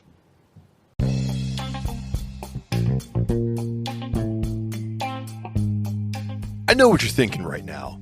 How do I get the downstairs hair care I need to impress my partner? Well, the boys have a little something for you. That's right. You can take your grooming to the next level with the flagship of Smooth My Balls, the Turf Chopper 3.0. This pube-destroying trimmer uses stainless steel ceramic blade with micro-sized teeth to ensure you're covered by no-scrape technology. Yep. No cuts, no nicks, no bumps, no hair pulls, and no mishaps. And when those pubes go a-flying, you can call in the backups, the Pube Muncher 1.0 and Sack Mat to ensure cleanup is a breeze. All these devices can be used in wet or dry conditions, and they're compact for easy travel storage and have fast charging technology. Right now, our listeners can save 15% on their entire order by using our link, smoothmyballs.com/DWTB. That includes free shipping to the U.S. That's right. So head on over to smoothmyballs.com/DWTB and tell them the boys sent you. Welcome back. Hopefully you heard something that you like. Because again, when you do, you can go support them. Because when you support them, you support us. And when you support us, we bring you some pretty cool stuff. So Adam, as always, I threw out a question to the Twitterverse. And I actually let our fans on IG get in on this as well. And I asked you guys to kind of pit the two fall staples against each other. Pumpkin beers versus Oktoberfest beers. And Oktoberfest beers, of course, we know are like, you know, Fest beers, Marzens, you know, the gambit. And I'm going to tell you right now, pumpkin beers only got 33%, and Oktoberfest beers came through at 67%, and our fans on IG came in at 100% for Oktoberfest beers, and we had tons of votes on IG. We actually had more votes on IG this time. That's my people on IG. Wow, man. I was actually getting like some messages were like it's not even a fucking competition. Pumpkin beers are bullshit. I don't know. We got some good ones. We do, because in round 2, we usually feature a local beer, but we're going to move right into our challenge, Adam. So Adam likes to get hammered and go out and buy stuff. So he actually went out and bought 6 different kinds of beer to feature here. So what we're going to do is we are going to pit Pumpkin versus Oktoberfest. Because these are usually the 2 camps we see people split on during the fall season. So, Adam, you did go out and get heavy hitters from fantastic breweries. So this is my pitch to you. Here's what we're going to do, okay? Let's drink these things, but no one wants to hear us drink them on the microphone. That doesn't play very well, right? Right. So I'm going to challenge you to a little bit of would you rather while we sip drink on these things. Sounds like a good time to me. Cool. And like Matt said, so like as Oktoberfest fades out, pumpkin beers fade in, and we're kind of right in that transition point, early October. So, and on the Oktoberfest side, we have Marzen and Fest beer represented. So that will be Team Germany, and then we have 3 beers for Team Pumpkin. Yeah. And both sides feature some local. Yes. We have 1 local pumpkin and 2 local Oktoberfest. So what we're going to do is when we go through these things, we're going to see which team has the best overall flavor profiles, the ones that we would actually buy if they came in a 3-pack ski. And then we're going to pick our overall favorite beer.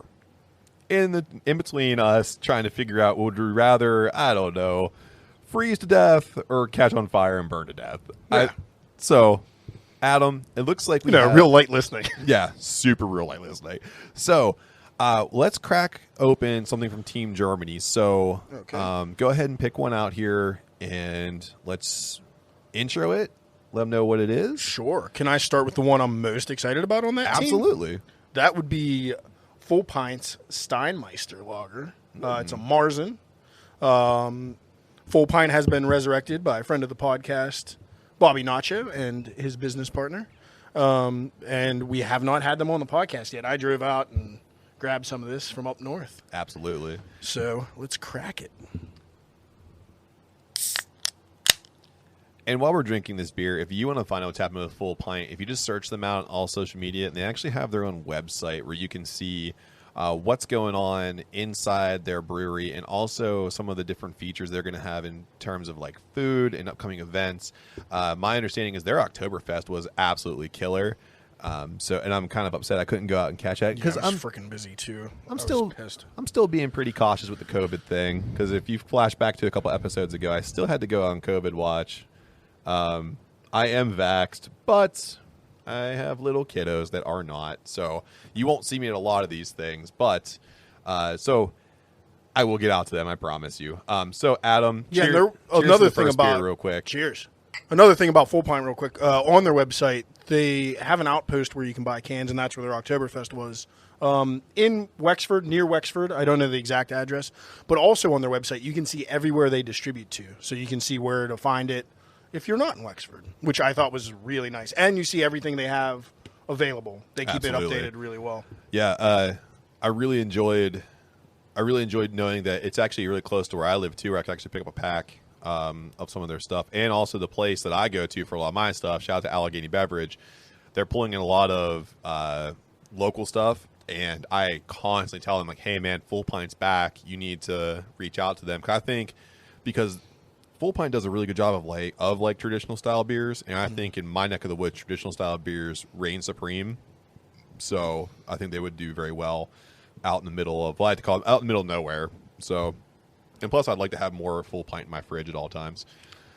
So, Adam, while you drink down this delicious beer, I have to ask you: would you rather live through an episode of Orange is the New Black or an episode of Black Mirror? Oh my.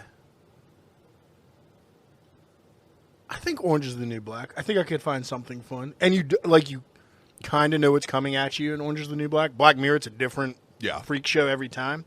So I'm going to go with the predictable and the possibly fun, possibly sexual assault of Orange is the New Black. Yeah, I was going to say, dude, one thing they don't really let go in Orange is the New Black is there's a lot of sexual assault in there.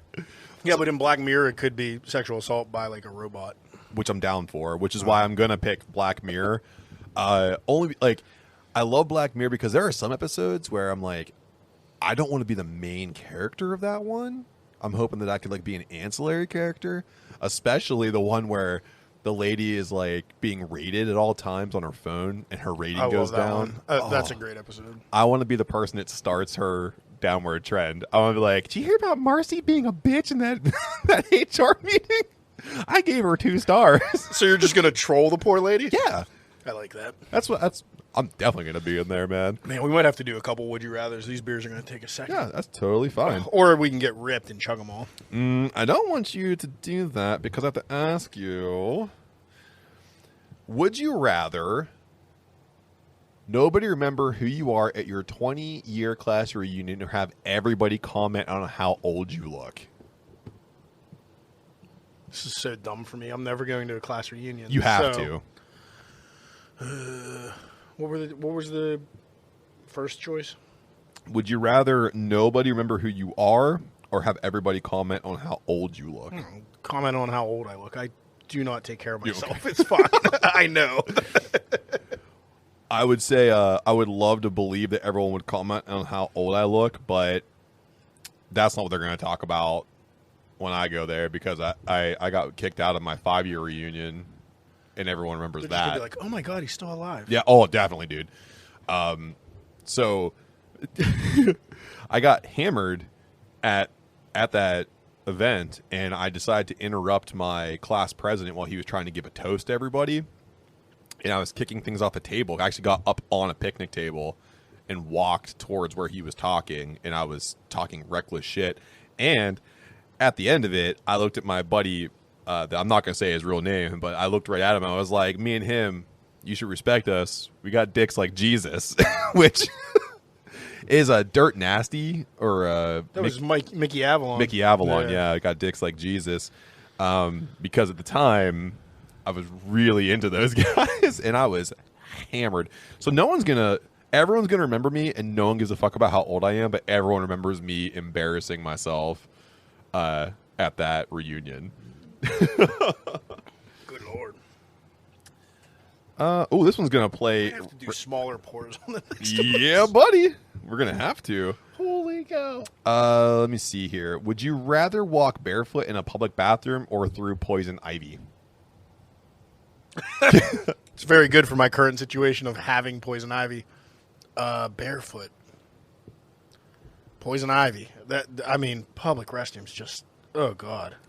Hell no. I have farmer's feet, so I'm okay. I'll walk to that public bathroom. You think so? I can. I could wear play shoes when I don't. You could play like a fun secondary game of is that puddle water or pee? Yeah. Like water or urine. It's a fun game. I can skip the puddles though, right? You could try. Good luck. I think it should have to be a public restroom at like a freaking Penguins game. Oh yeah. Poison ivy. Yeah. Poison ivy. Yeah, you're not going in a Kohl's one-seater bathroom. You're going through a stall. Yeah. Oh yeah. Like they have to have a piss trough. It's a stadium public restroom. Oh my god, dude. Because that's immediately where I went. Yeah. Because that's how bad it would have to be for me to walk through poison ivy, and it's definitely poison ivy. Yeah, for sure. So we are finally done with the Steinmeister. Marzen, what'd you think? I think it's a perfect representation of what I think of a Marzen. Yep. Like it's got that malty sweetness, not too sweet, nice and light.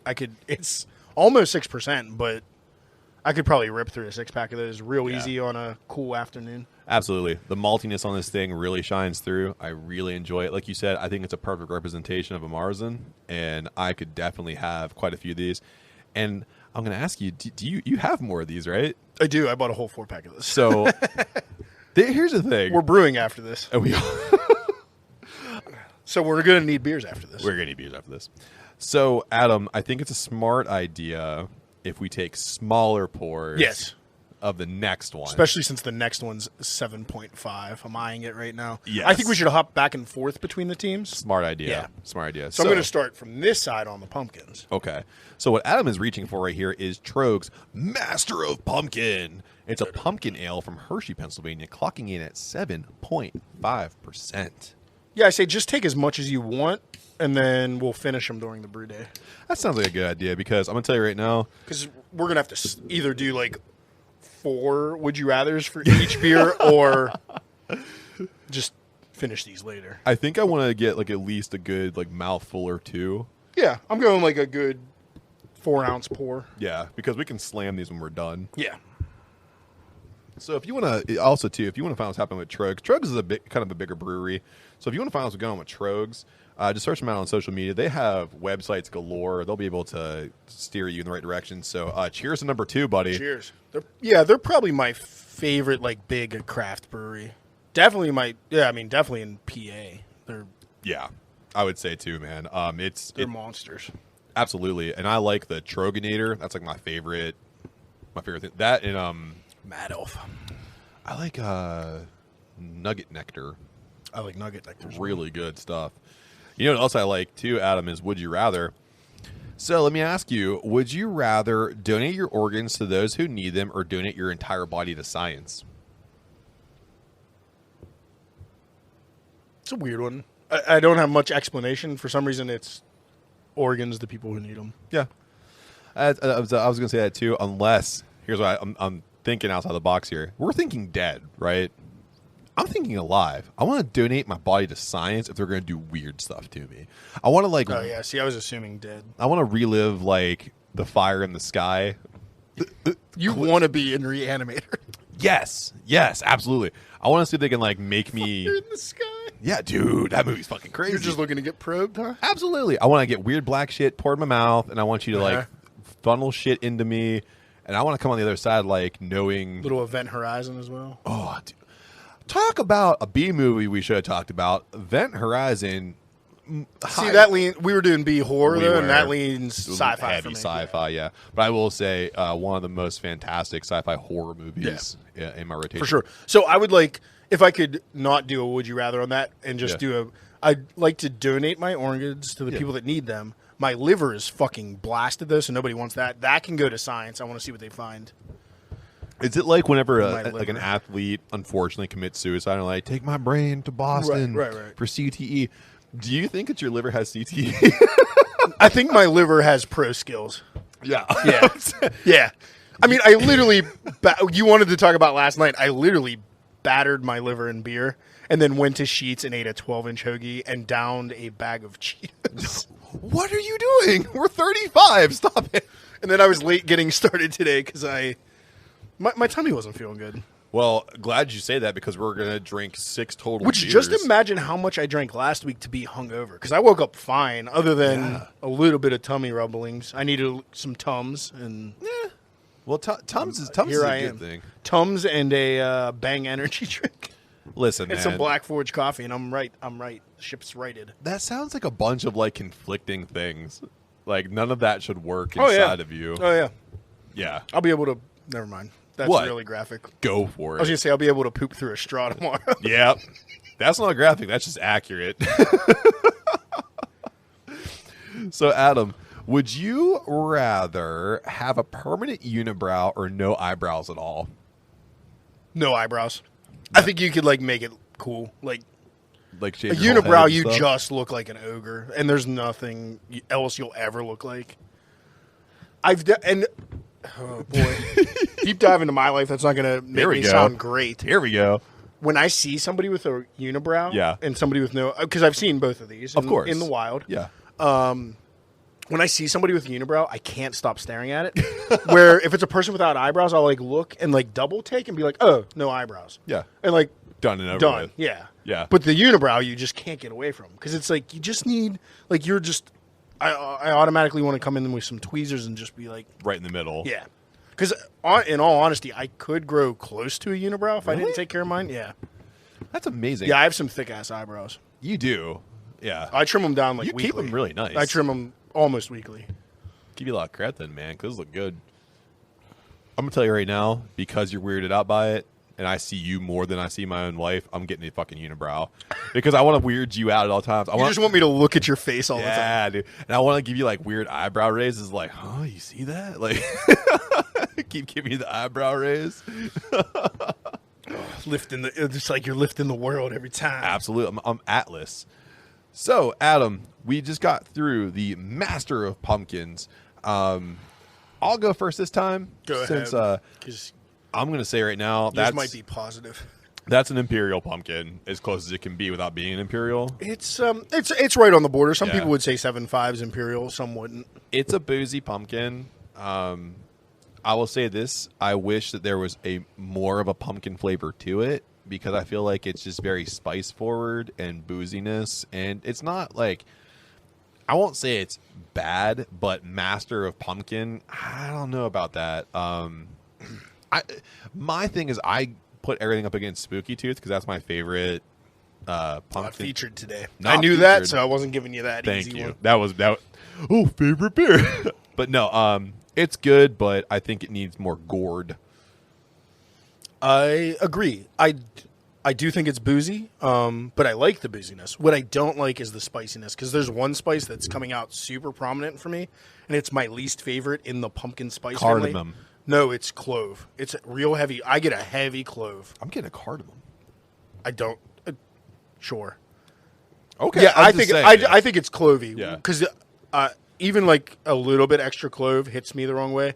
I Yeah. don't like Christmas ham because everybody shoves clove in it. You would like my ham then, because I do not use clove on mine. honey glaze that thing and leave the cloves out of it. So it's a little too clovey for me. A good beer.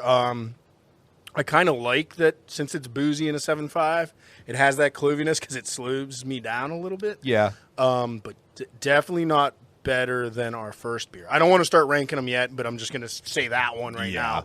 I did like that Marzen better. I'm gonna I say could drink more of those. Yeah, I could say I could drink more than Marzen. I would say this too: if they could tune down the boozy and turn up the gourd, that would have been a good. Yeah, beer. it's missing a little bit of thickness.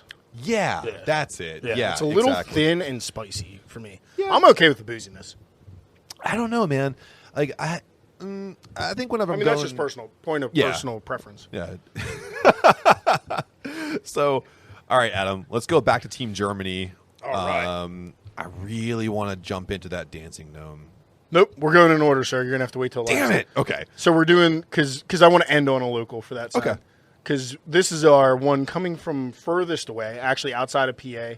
It's coming from not Stamford, because I said that wrong. It's Stratford, Connecticut. So not where WWE is. Thank God. This is Two Roads. I've had a lot of Two Roads different stuff. This is their Oktoberfest. It's also a Marzen style. Okay. Coming in at 5.8%.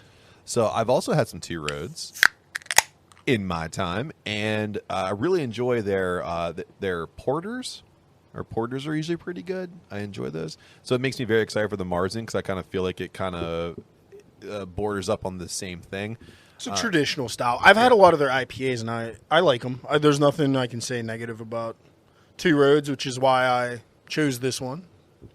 Yeah, and if you want to find out what's happening with Two Roads, again, like all the other beers here that we're featuring, you can search them on social media, and they are heavily active. They have lots of things going on in their brewery as well. And if you ever do get out to Connecticut, it's a great place to go to. I'm going to take my first sip on this thing. Adam looks puzzled. I'm not going to give my total feedback now, but Yeah. right off the initial taste, it's a big departure from the full pint one. Yeah, it is. For me. It is. So, actually, then, let me ask you the question that's more on the nose for you. Would you rather wear clothes that are always way too big or a couple sizes too small? Way too big, because if it's too small, it's uncomfortable. Yes. Too big, it's uncomfortable to go in public and have people see you like that. But, like, if I'm lounging on the couch, like, Yeah, but cool. you have such an active lifestyle, though. Like, I don't. I do, but I have a beer gut and man tits. So, like, too tight is not good. Too tight is not good. I mean, I'm working on it. I've been lifting weights since the pandemic's lightening up. But, yeah, still not comfortable. I'm not wearing a schmedium anytime I soon. love your answer so much. Yeah. I'm definitely going to go with too big, because I'm a big guy already, and I already wear a size too big than I already should. Because it's the same. I have a beer gut, and I do have man boobies. So I'm trying to stay away from highlighting those attributes of my body. So I'm definitely going to go with Yeah, I don't want a the, small child trying to, like, milk me. It's like, Mom, is that like the cows we saw at the pumpkin patch? Do I try to give it grain to earn its trust? And I'm,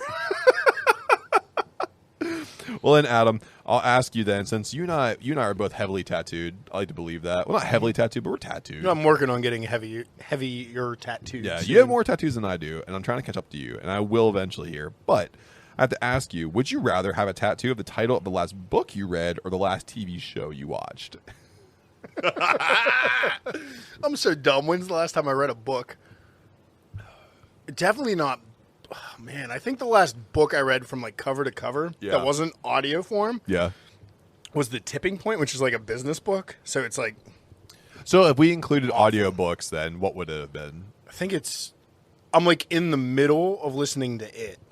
Oh, okay. Because it's such a monster to read. I had some free Audible books. Yeah. So I bought a bunch of Stephen King shit. And that's what I was currently on. It was either that or like Starting Your Brewery, written by the owners of Lagunitas. Yeah. So it's like one of those. Either way, none of those. I'd definitely go TV show. It's the last TV show I watched. Yeah. So that's Squid Game. It's really popular now. Me too. And it's brutal. So I'd definitely go with TV show. Yeah, I would say too. And I'm already late to the party. So I tried watching it last weekend. Yeah. Passed out in the middle of the first episode, which missed the best part of the episode. No, I'm not going to say any more spoilers. Just missed the best part. Yeah. So me and my wife watched it last night, I believe. Okay. Or Thursday night. Yeah. So, and we're watching it together, so that makes it tougher. I can binge watch by myself really easy. Yeah. Her work schedule kind of messes with, but we're going to get through that quick, I think. Yeah. If I got the tattoo of the last book I read, it'd be the Hellbound Heart, which is kind of cool. Oh, that's good. That'd be a good one. Is that the Keith Buckley? No, that's Watch. Okay. But no, Hellbound Heart is Clive Barker's book that led to the Hellraiser series. Oh, nice. Yeah, like fantastic. It's fantastic. $5 on Amazon for the digital. So worth it. But I also have been watching Squid Game, and I would love to get the Korean calligraphy of it on me because it is so, especially the way they write it, it'd be so cool. And nobody will know what it is in 5 years. No, yeah, well, yeah, exactly. Because Netflix is going to die because they keep raising prices. So we just finished our third beer. Third beer. We're halfway there. We're halfway there. So Adam, what'd you think, man? I think this is the other side of a Marzen for me. So this is the sweeter, lighter version of what we had in the first one. Personally, not my style, but some people like it that way. Yeah. It's not a bad beer. It's just a little too malty for me, and a little too thin. Yeah, I was gonna say too sweet, too thin. Yeah, the sweetness was the first thing. I almost wanted to say candy at the beginning. Yeah, because it has that like honey sweetness. That's what hit me. That's where you saw my face change because I was like, whoa, wasn't expecting. I was expecting a little bit of a deeper malt, and it was really bright for a Marzen. In my opinion. Yeah. I can agree with that one. It was brighter than the full pint, and I like my Marzens more caramel borderline kind. Like I want that, and I like it to be caramely but not filling. And the full pint hit right there. Like it wasn't too heavy, and the malt was there, but it wasn't sweet. It didn't finish sweet. Yeah. I would say that too. No, good beer. Just unfortunately, they came in after the full pint. So, Adam, we have to jump back to Team Pumpkin. What do we got? I'm excited about this one. We have Curious Gourd from Evergrain, which is in Camp Hill, PA. Ooh. And this one's coming in at a 6.3, so a little later than our first pumpkin beer. But what I really like on the label, it's like an inspector pumpkin here. I really like a little that. Investigation. And from what I think, that's vanilla beans he's holding. So if this is vanilla-y, this could be good. This could be really good. Uh-oh. Because I'm going to tell you right now, Daddy likes pumpkins and Daddy likes vanilla. Same. So if you want to find out what's going on with Evergrain, they are an up-and-coming, more popular brewery, and you can search them on social media. They're always on board with doing some cool stuff. Evergrain also has the Sorbetto series that is, I think they're on like 30 or something like that. Yeah, I mean, series. Teach their own. I'm not a fan of the Sorbetto series, but I am a fan of their IPAs. And their other beers are really good. They do some really good barrel-aged stouts and stuff, too, that are phenomenal. Yeah, I mean, they have that Citra Your Ass Down, and that's such a good beer, especially if you like that bright, shiny Citra hop in your beers, that very citrus-forward, fruit-forward kind of IPA. That's the way to go. So, all right, Adam, before I take my first sip, I have to ask you, would you rather throw the best parties but have to clean up the mess by yourself or never go to a party again? Throw the fucking best parties. I pretty much do that now. unless you're over here, I throw awesome parties and clean up by myself. I know.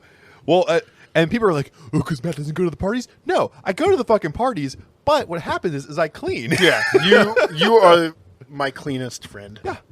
By far. There's something inside of me that clicks, and I have to clean. It's because I'm a mama's boy, and my mom's a big cleaner. That's why I like you so much.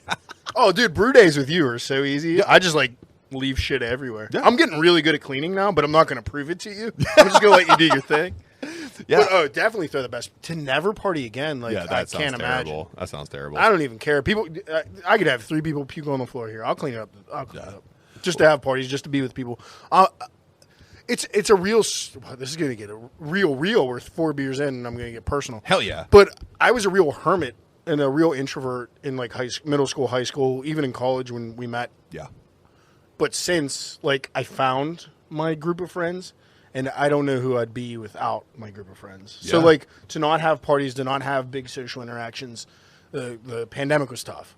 I mean, getting into craft beer, it opened my world up to people I would have been scared to talk to before that. So, yeah, I'm a big people person now. I'd love to have a party. I don't mind cleaning up the next day hungover. Yeah. It's fine. I would say, too, I'm a big social person.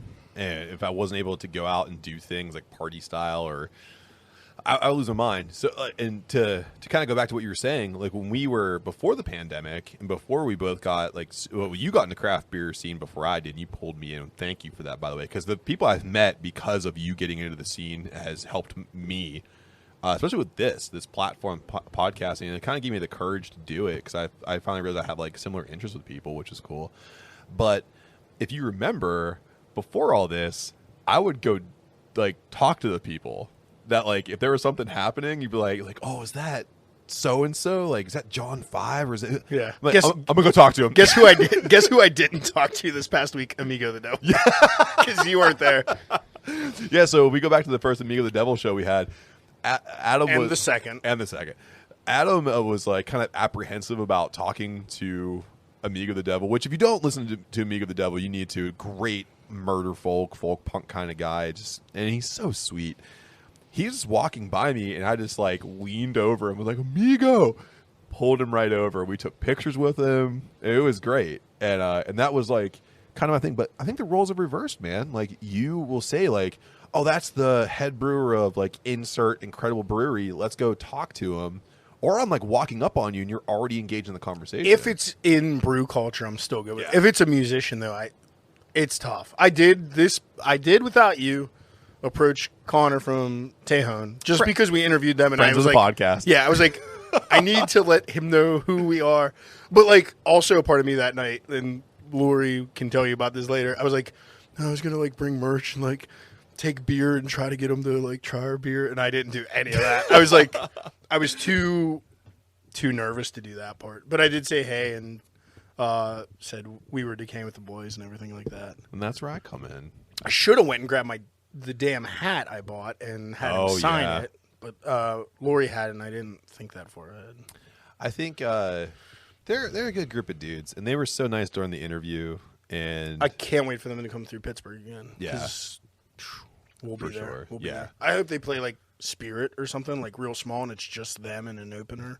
It would be a killer time, and I will be Ubering home. Oh yeah, faux sure. It also helped. I talked to Connor because we went to Strange Roots beforehand. Oh yeah, so I had like 3 beers there. I was 3 beers deep at Mr. Smalls already. So there you go, man. That helped because pounder cans of PBR were only $5. That's good, dude. I did one Dogfish 60-minute. It was like $7 for a 12-ounce. Ew, like, not doing that again. No more, no mas. So Adam, we just finished our 4th beer in the showdown right here, and 5th beer of the show. Yeah, and I'll go first. I love this beer. This is exactly what I wanted. It tasted like a pumpkin cookie. Like it was.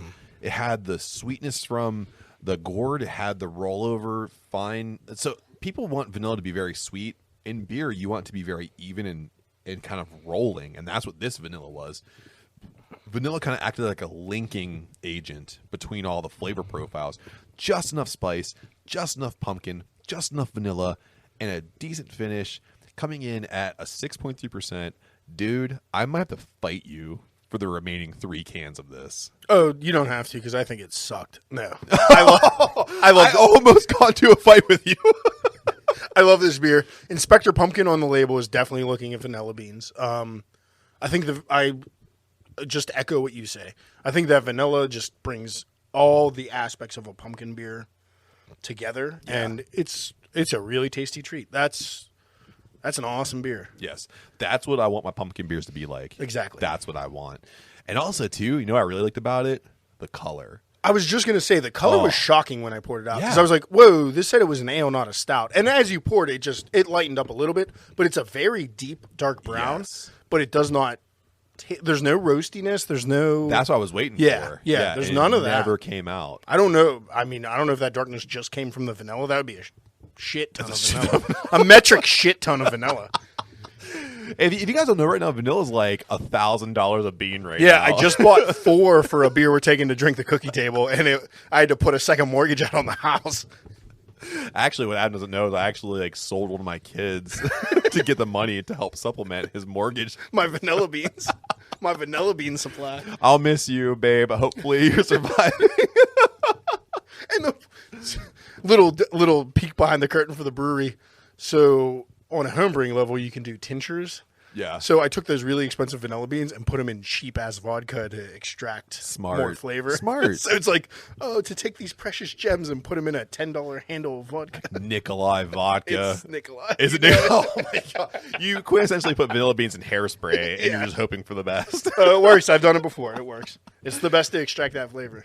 So we just tap danced over in Team Pumpkin. Let's go back to Team Germany for the last beer we have here, and that is the Dancing Gnome, correct? Yeah, this is the Dancing Gnome. Dancing Gnome's Fest beer. It's a German lager. Tell us more. Yeah, so a Fest beer, unlike a Marzen, which we were our first two, do not lean too heavy on a sweet malt character.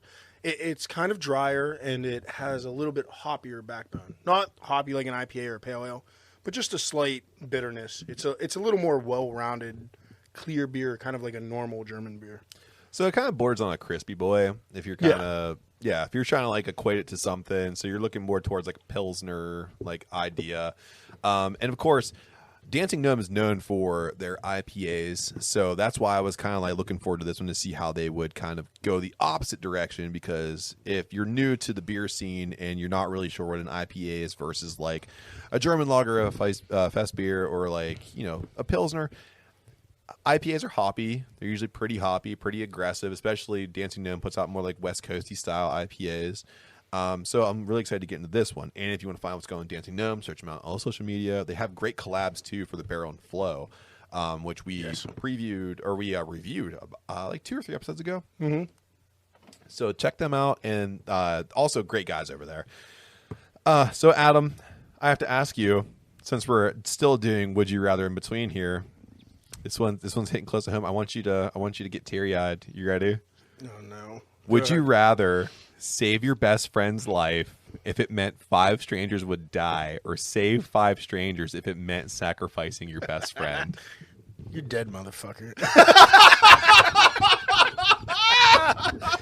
No, you know me. I don't give a fuck about strangers. I'd sorry to the 5 strangers. I hope they didn't have loving families and wanted to die anyway. But I'd save you, or I'd save Dennis. I'd save any of my friends that I love. I don't know. That's probably a character flaw in some psychological study. I'm sure. But my friends are my friends. Absolutely. So, yeah. So, spoiler alert. I just had to make you worry. As I agree. Oh, dude, you had a lot of conviction in your face, too, man. I was getting worried. I was like, he's going to kill me. But I will say this. Can I pick the way that the 5 strangers die? Oh, I don't know. That's up to you. I mean, you're asking the questions. I'm asking you. Would you give me the caveat that I get to pick the way that the people die? No. Because I'm going to save you. Okay. Well, yeah, go ahead for fun's sake, since we have the same answer. So I want to go back to Squid Game. So I want to have those 5 people play red light, green light, just like I do in the first one, and not tell them. So I didn't spoil it, but you did. Oh, yeah, totally. So, hey, guys, episode 1, red light, green light goes on, and people die in fucking mass. But I want to kind of pare it down. I'm like, oh, listen, And then, like, I'll present you though. I'll bring you out. Be like, hey, this is my best friend, and I saved him. But I have to put you guys in this game, and just so you know, you might all not make it out of here alive. So just listen to the instruction and follow those instructions. And take it very literally. Yeah, take it very literally. It's like the Great British Baking Championship when they're like, follow the recipe To the T. to the T. And then that weird Korean doll comes out and it's like, make sure that you don't move after I say red light. And oh, and those fucking ARs start popping off. Jesus Christ. But that's how I would do it. I'd make it fun. Sure, make a game out of make life a or death. game out of it. Yeah, it's a fun, fun hypothetical question. But in all seriousness, I would save you no matter what. Thank you. I'm saving you. I appreciate it. You are my best friend. I can't say no matter what for you, but thanks. I would save you no matter what. Well, yeah, I would say No, you wouldn't. There are no, caveats, you yeah. wouldn't. There are caveats. There are caveats. My children. I was not going to say it because Yeah. that's dark. I'll But, say it. Yeah. I'll say it. And I would be okay with you killing me. But to I save was your going to kids. say, like, if it was like you guys hanging off a cliff and I could take one, you would literally tell me, go save your kids. Yeah, absolutely. Yeah. So on a later side here, Adam, this is actually probably pretty easy. The for recipes are in the blue binder. you. Hi, this is Matt. I've taken over Bash Brew. Welcome to my Jojitorium. Adam, I have to ask you, so I can drink all of this beer real quick. Would you give up coffee or soda forever? It's super easy. Soda. I'm not a soda. I really treat soda as a treat. Like, I only drink it when I'm absolutely so hungover I can't drink coffee because my stomach gets real uneasy with coffee. But behind beer, coffee's my next drink. Absolutely. And then after that's water. And then, like, eventually we might hit soda. Yeah. It's like beer. I'll just say alcohol, coffee, Yeah. water because I like bourbon too. So I'll say this. So when I went away for my job, my 9 to 5, I went away for 6 weeks for a training where I was heavy working out all the time and I wasn't able to go out and like do my normal stuff. So my treat in the mess hall I had to go to, my treat would be to have Sprite. Like if I'd worked really hard that day, I would have like a little 8-ounce glass of Sprite. So I was easily too. Soda, get the fuck out of here. So is that your favorite soda? Sprite? Yeah. Yes. As far as like mainline brand, it's probably Dr. Pepper for me. But I'll take like a local cream soda over anything. Oh yeah, it's second to none. But like as far as big brand, Dr. Pepper. I like Dr. Pepper. I do lot, like too. Sprite too. I like Sprite because it helps with my hangovers. Yeah. That's when I lean. So most of my soda consumption is Sprite because I'm usually drinking it for a Yes. hangover. The only problem with Sprite is it's caffeine free. Yep. So like I also have to like do something for that caffeine, but sometimes it's worth it. If it's a post-wedding hangover, I'm leaning on Sprite. Oh, yeah, Sprite and Gatorade. So I've actually done the LeBron mimosa. You ever seen this thing before? No, is it just Sprite and Gatorade? It's orange Gatorade and Sprite. That would be pretty awesome. And you put it together. It is really fucking good. And it helps your hangover tremendously. So, Adam, we finished our 5th beer. What do you think about it?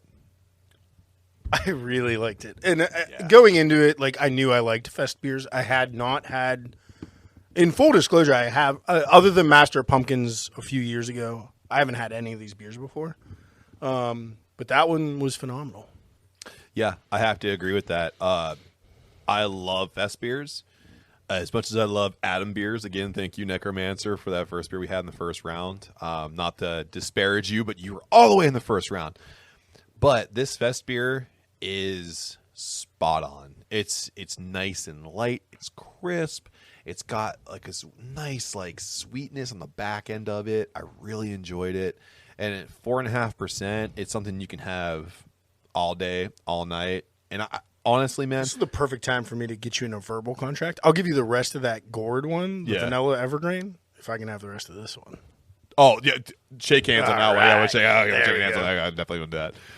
So, speaking of pumpkin, buddy, we have to move on to the very last beer, and it comes from our sweet dear friends That's why I saved them for last. over at Inner Groove. Yes. Inner Groove is hands down one of the best breweries, not just in Pittsburgh, but I'm going to venture to say in Pennsylvania. So I was lucky enough to party with the folks at Intergroove twice this week. Oh my goodness! Yeah, not only did I party with them survived last night, which was a great time, but they also released this pumpkin one on Wednesday night. Okay, so we were there on Wednesday to try it out. They do also have a coffee version of this. No. So I encourage you to go get that. Yes. Okay. That was on draft only, nitro, but all of it was with a cinnamon sugar rim, and it was good. That's phenomenal.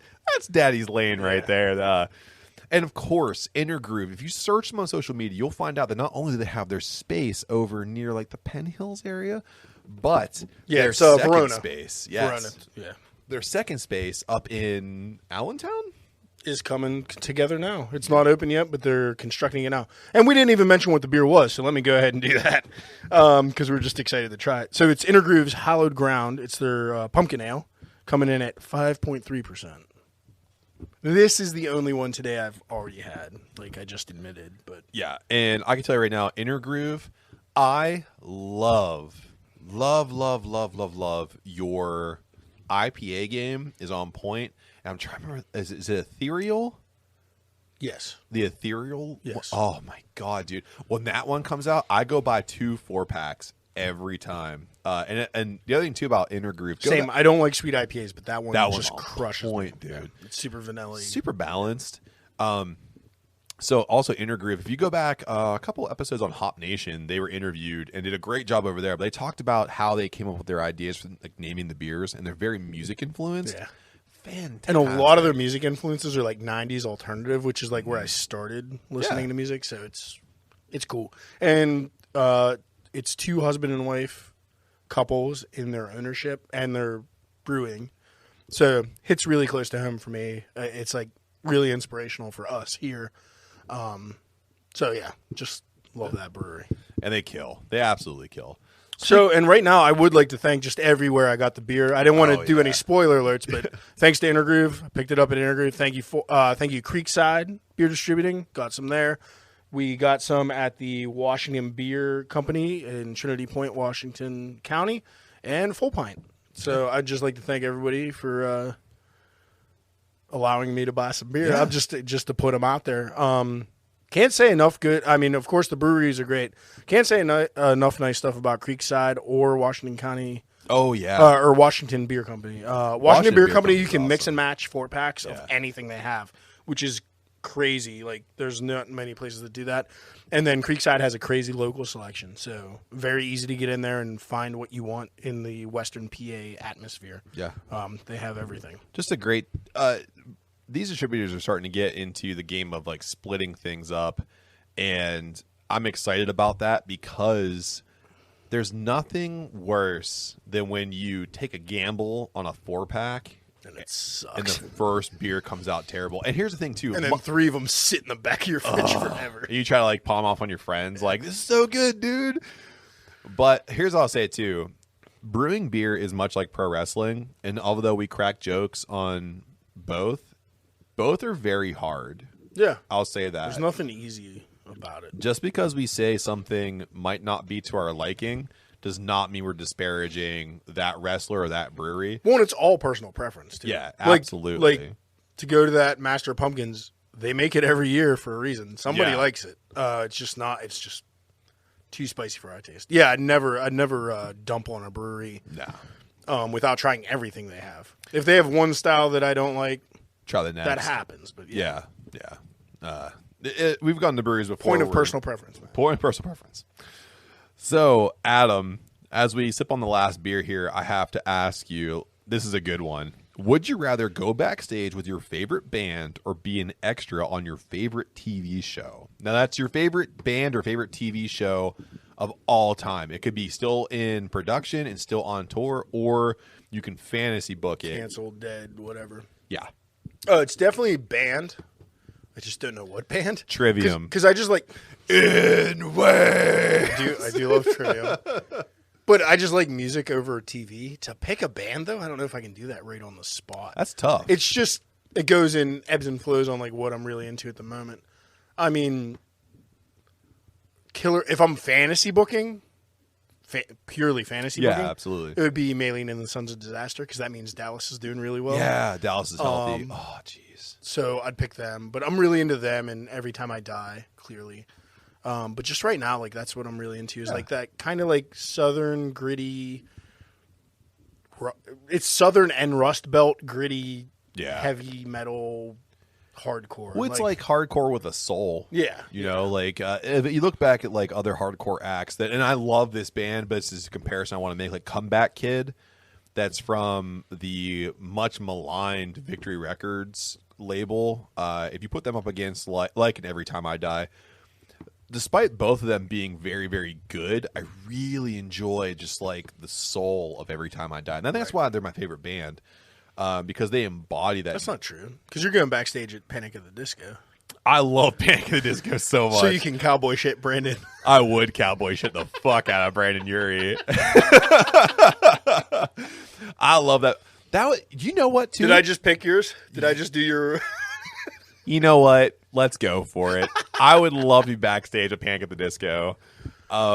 Because two things. One, I love their music, first and foremost. I don't care.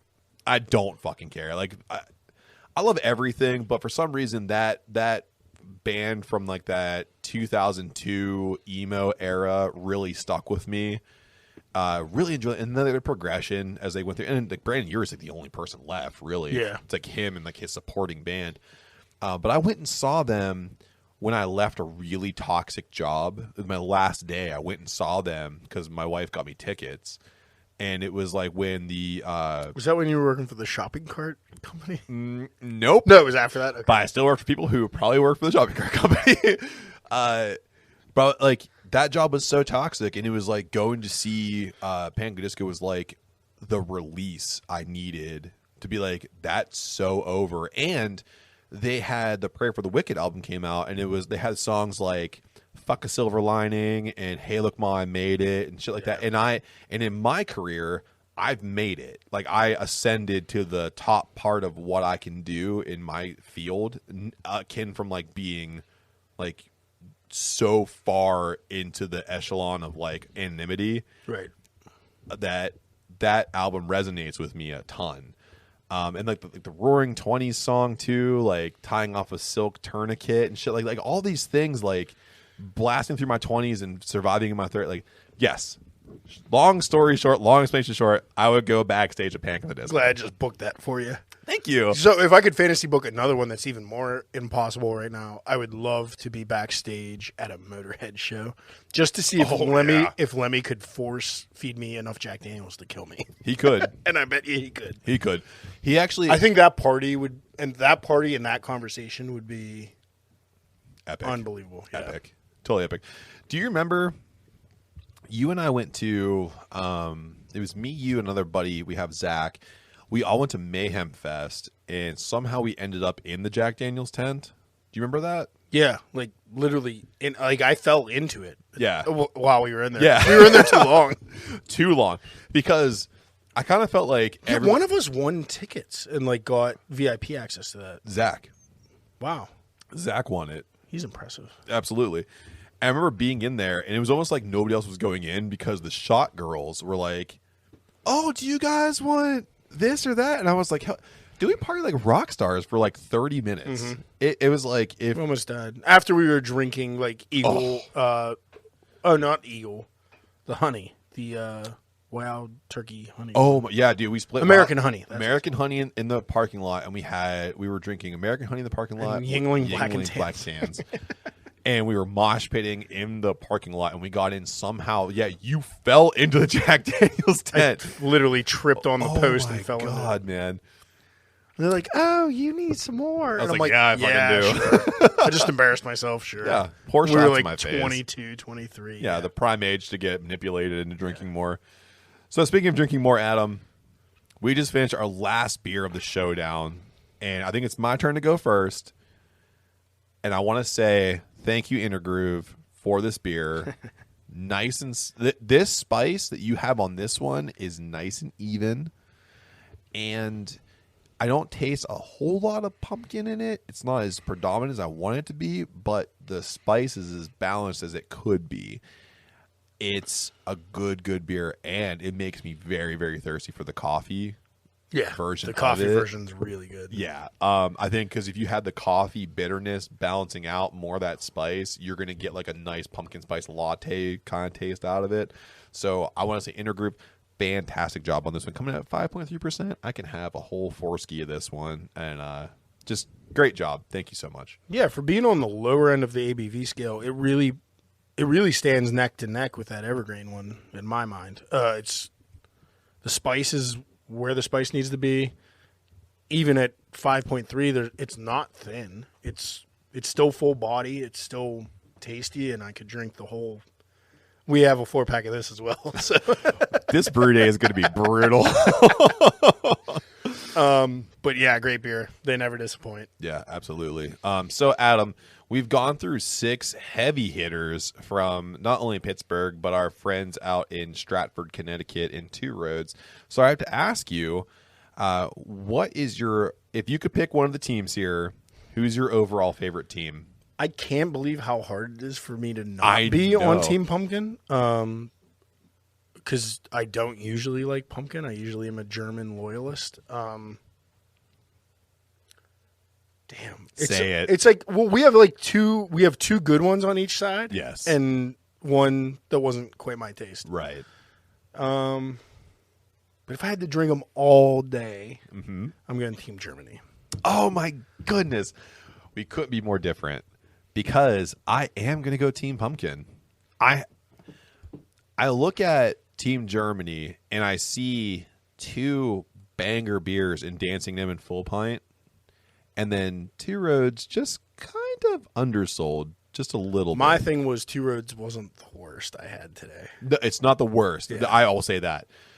But whenever you approach me and say Marzen, and I feel like it's too sweet, and I'm looking for sweet on pumpkin. That Two Roads almost came off like a Vienna lager. Yes. I don't know. Yeah, there was something really sweet about it. I'm going to say this, and this might be, I don't know, sacrilege. Might cause a fight, but I'd rather have Master of Pumpkin over Oktoberfest. See, I'm opposite, just barely on that. No, it's not going to cause a fight because they're. Yeah. So I'm going Team Pumpkin. Okay. I really enjoy it. Also, as the Queen of Halloween, I have to make sure I stand firm with my Jack-o'-lantern trios, Intergroup, Evergrain, and Troegs.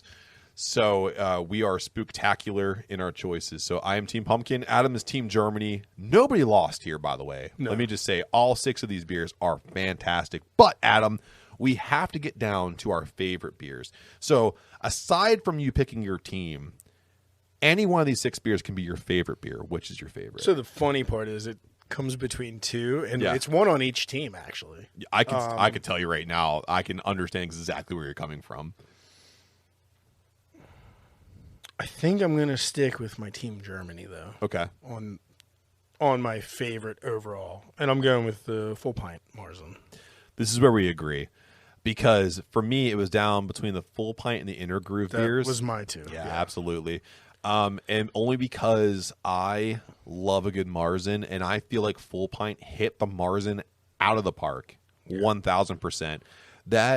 So we'll give a strong silver medal to Intergroup because those were the 2 eyes between. But it's like, it's just, again, personal preference where like eventually on Pumpkin I'll burn out. Yes. But I can drink. It's just the style. Hey, if Intergroup made a Marzen, I'd love to put that head to head. Absolutely, yeah. Well, you're right, too, because after a while, like, you keep pumpkin, and it starts to be like, oh, God, but I can have that caramel maltiness all day. And then even in third would be, like, just a fist fight between Gnome and Evergrain for me. Like, yeah, I think I'd lean Gnome. Evergrain, I love it. It's just so sweet. It's well balanced, but it's still on the sweet side. And this is where we would also disagree because I would take Evergrain. Yeah, because I like the balance of the vanilla and the pumpkin. See, I like flavor. the hoppiness of the Dancing Gnome. And that's why we're going to swap those beers out. Yep. already verbal contracted that. So, guys, if you are out there and you really are hunting down some of the best beers in the Burgh and also out there in Stratford, Connecticut, check out Two Roads, Dancing Gnome, Full Pint, Intergroup, Evergrain, and Troegs. These guys set out heavy hitters all year round, but right now they have some of the best fall beers that you can get your hands on. at this time. So again, Two Roads, Dancing Gnome, Full Pint, Inner Groove, Evergrain, and Troegs. Thank you guys. All these beers are fantastic. Just because we rank them doesn't mean we don't like you, but we had to pick some. And let's not leave out our first round beer, Necromancer. They also have an Oktoberfest on right now. Oh, and that is phenomenal. Banging. And their Adam beer we had today was great. Yeah, their Adam Bashline beer we had this morning. It was so good. I had nothing to do with that. Speaking of turning face, we are absolutely baby faces here in the Jojitorium, and I want to ask you, Adam, what's on tap and where can you find us? Yeah, so the only thing on tap in the Jojitorium this week is the Apple Fritter Ale, coming in at 7.4%. If you want to try it, get it now because it's running low. And we will be at the Big Pour on you said it earlier, the 16th. October 16th. The 16th, thank you. And we will be at the Trash Table. We are bringing our sweet potato casserole brown ale to that event, called Tater's Gonna Hate, and we are also bringing some Jojinator Double IPA.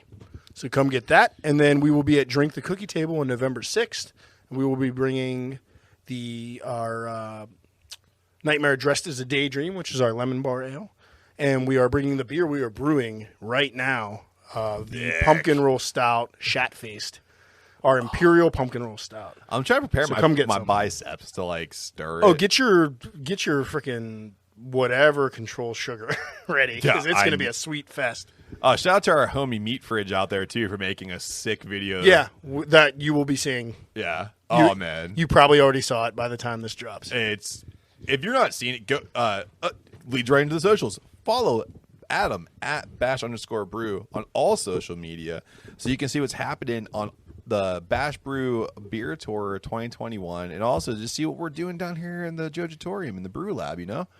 Also follow him on Untapped. And if you want to find us happening with the boys here, just search us out at Decay and WTB on all social media. I'm very active on Facebook, Instagram, and Twitter. And send in your listener questions, comments, and whatevs to our email, decayandwtb@gmail.com. So, from us down here in the Jojitorium, Adam and Matt, to wherever you guys are listening to this wonderful episode, hope you enjoy it. And until next time, cheers. Cheers. Comes fucks with us.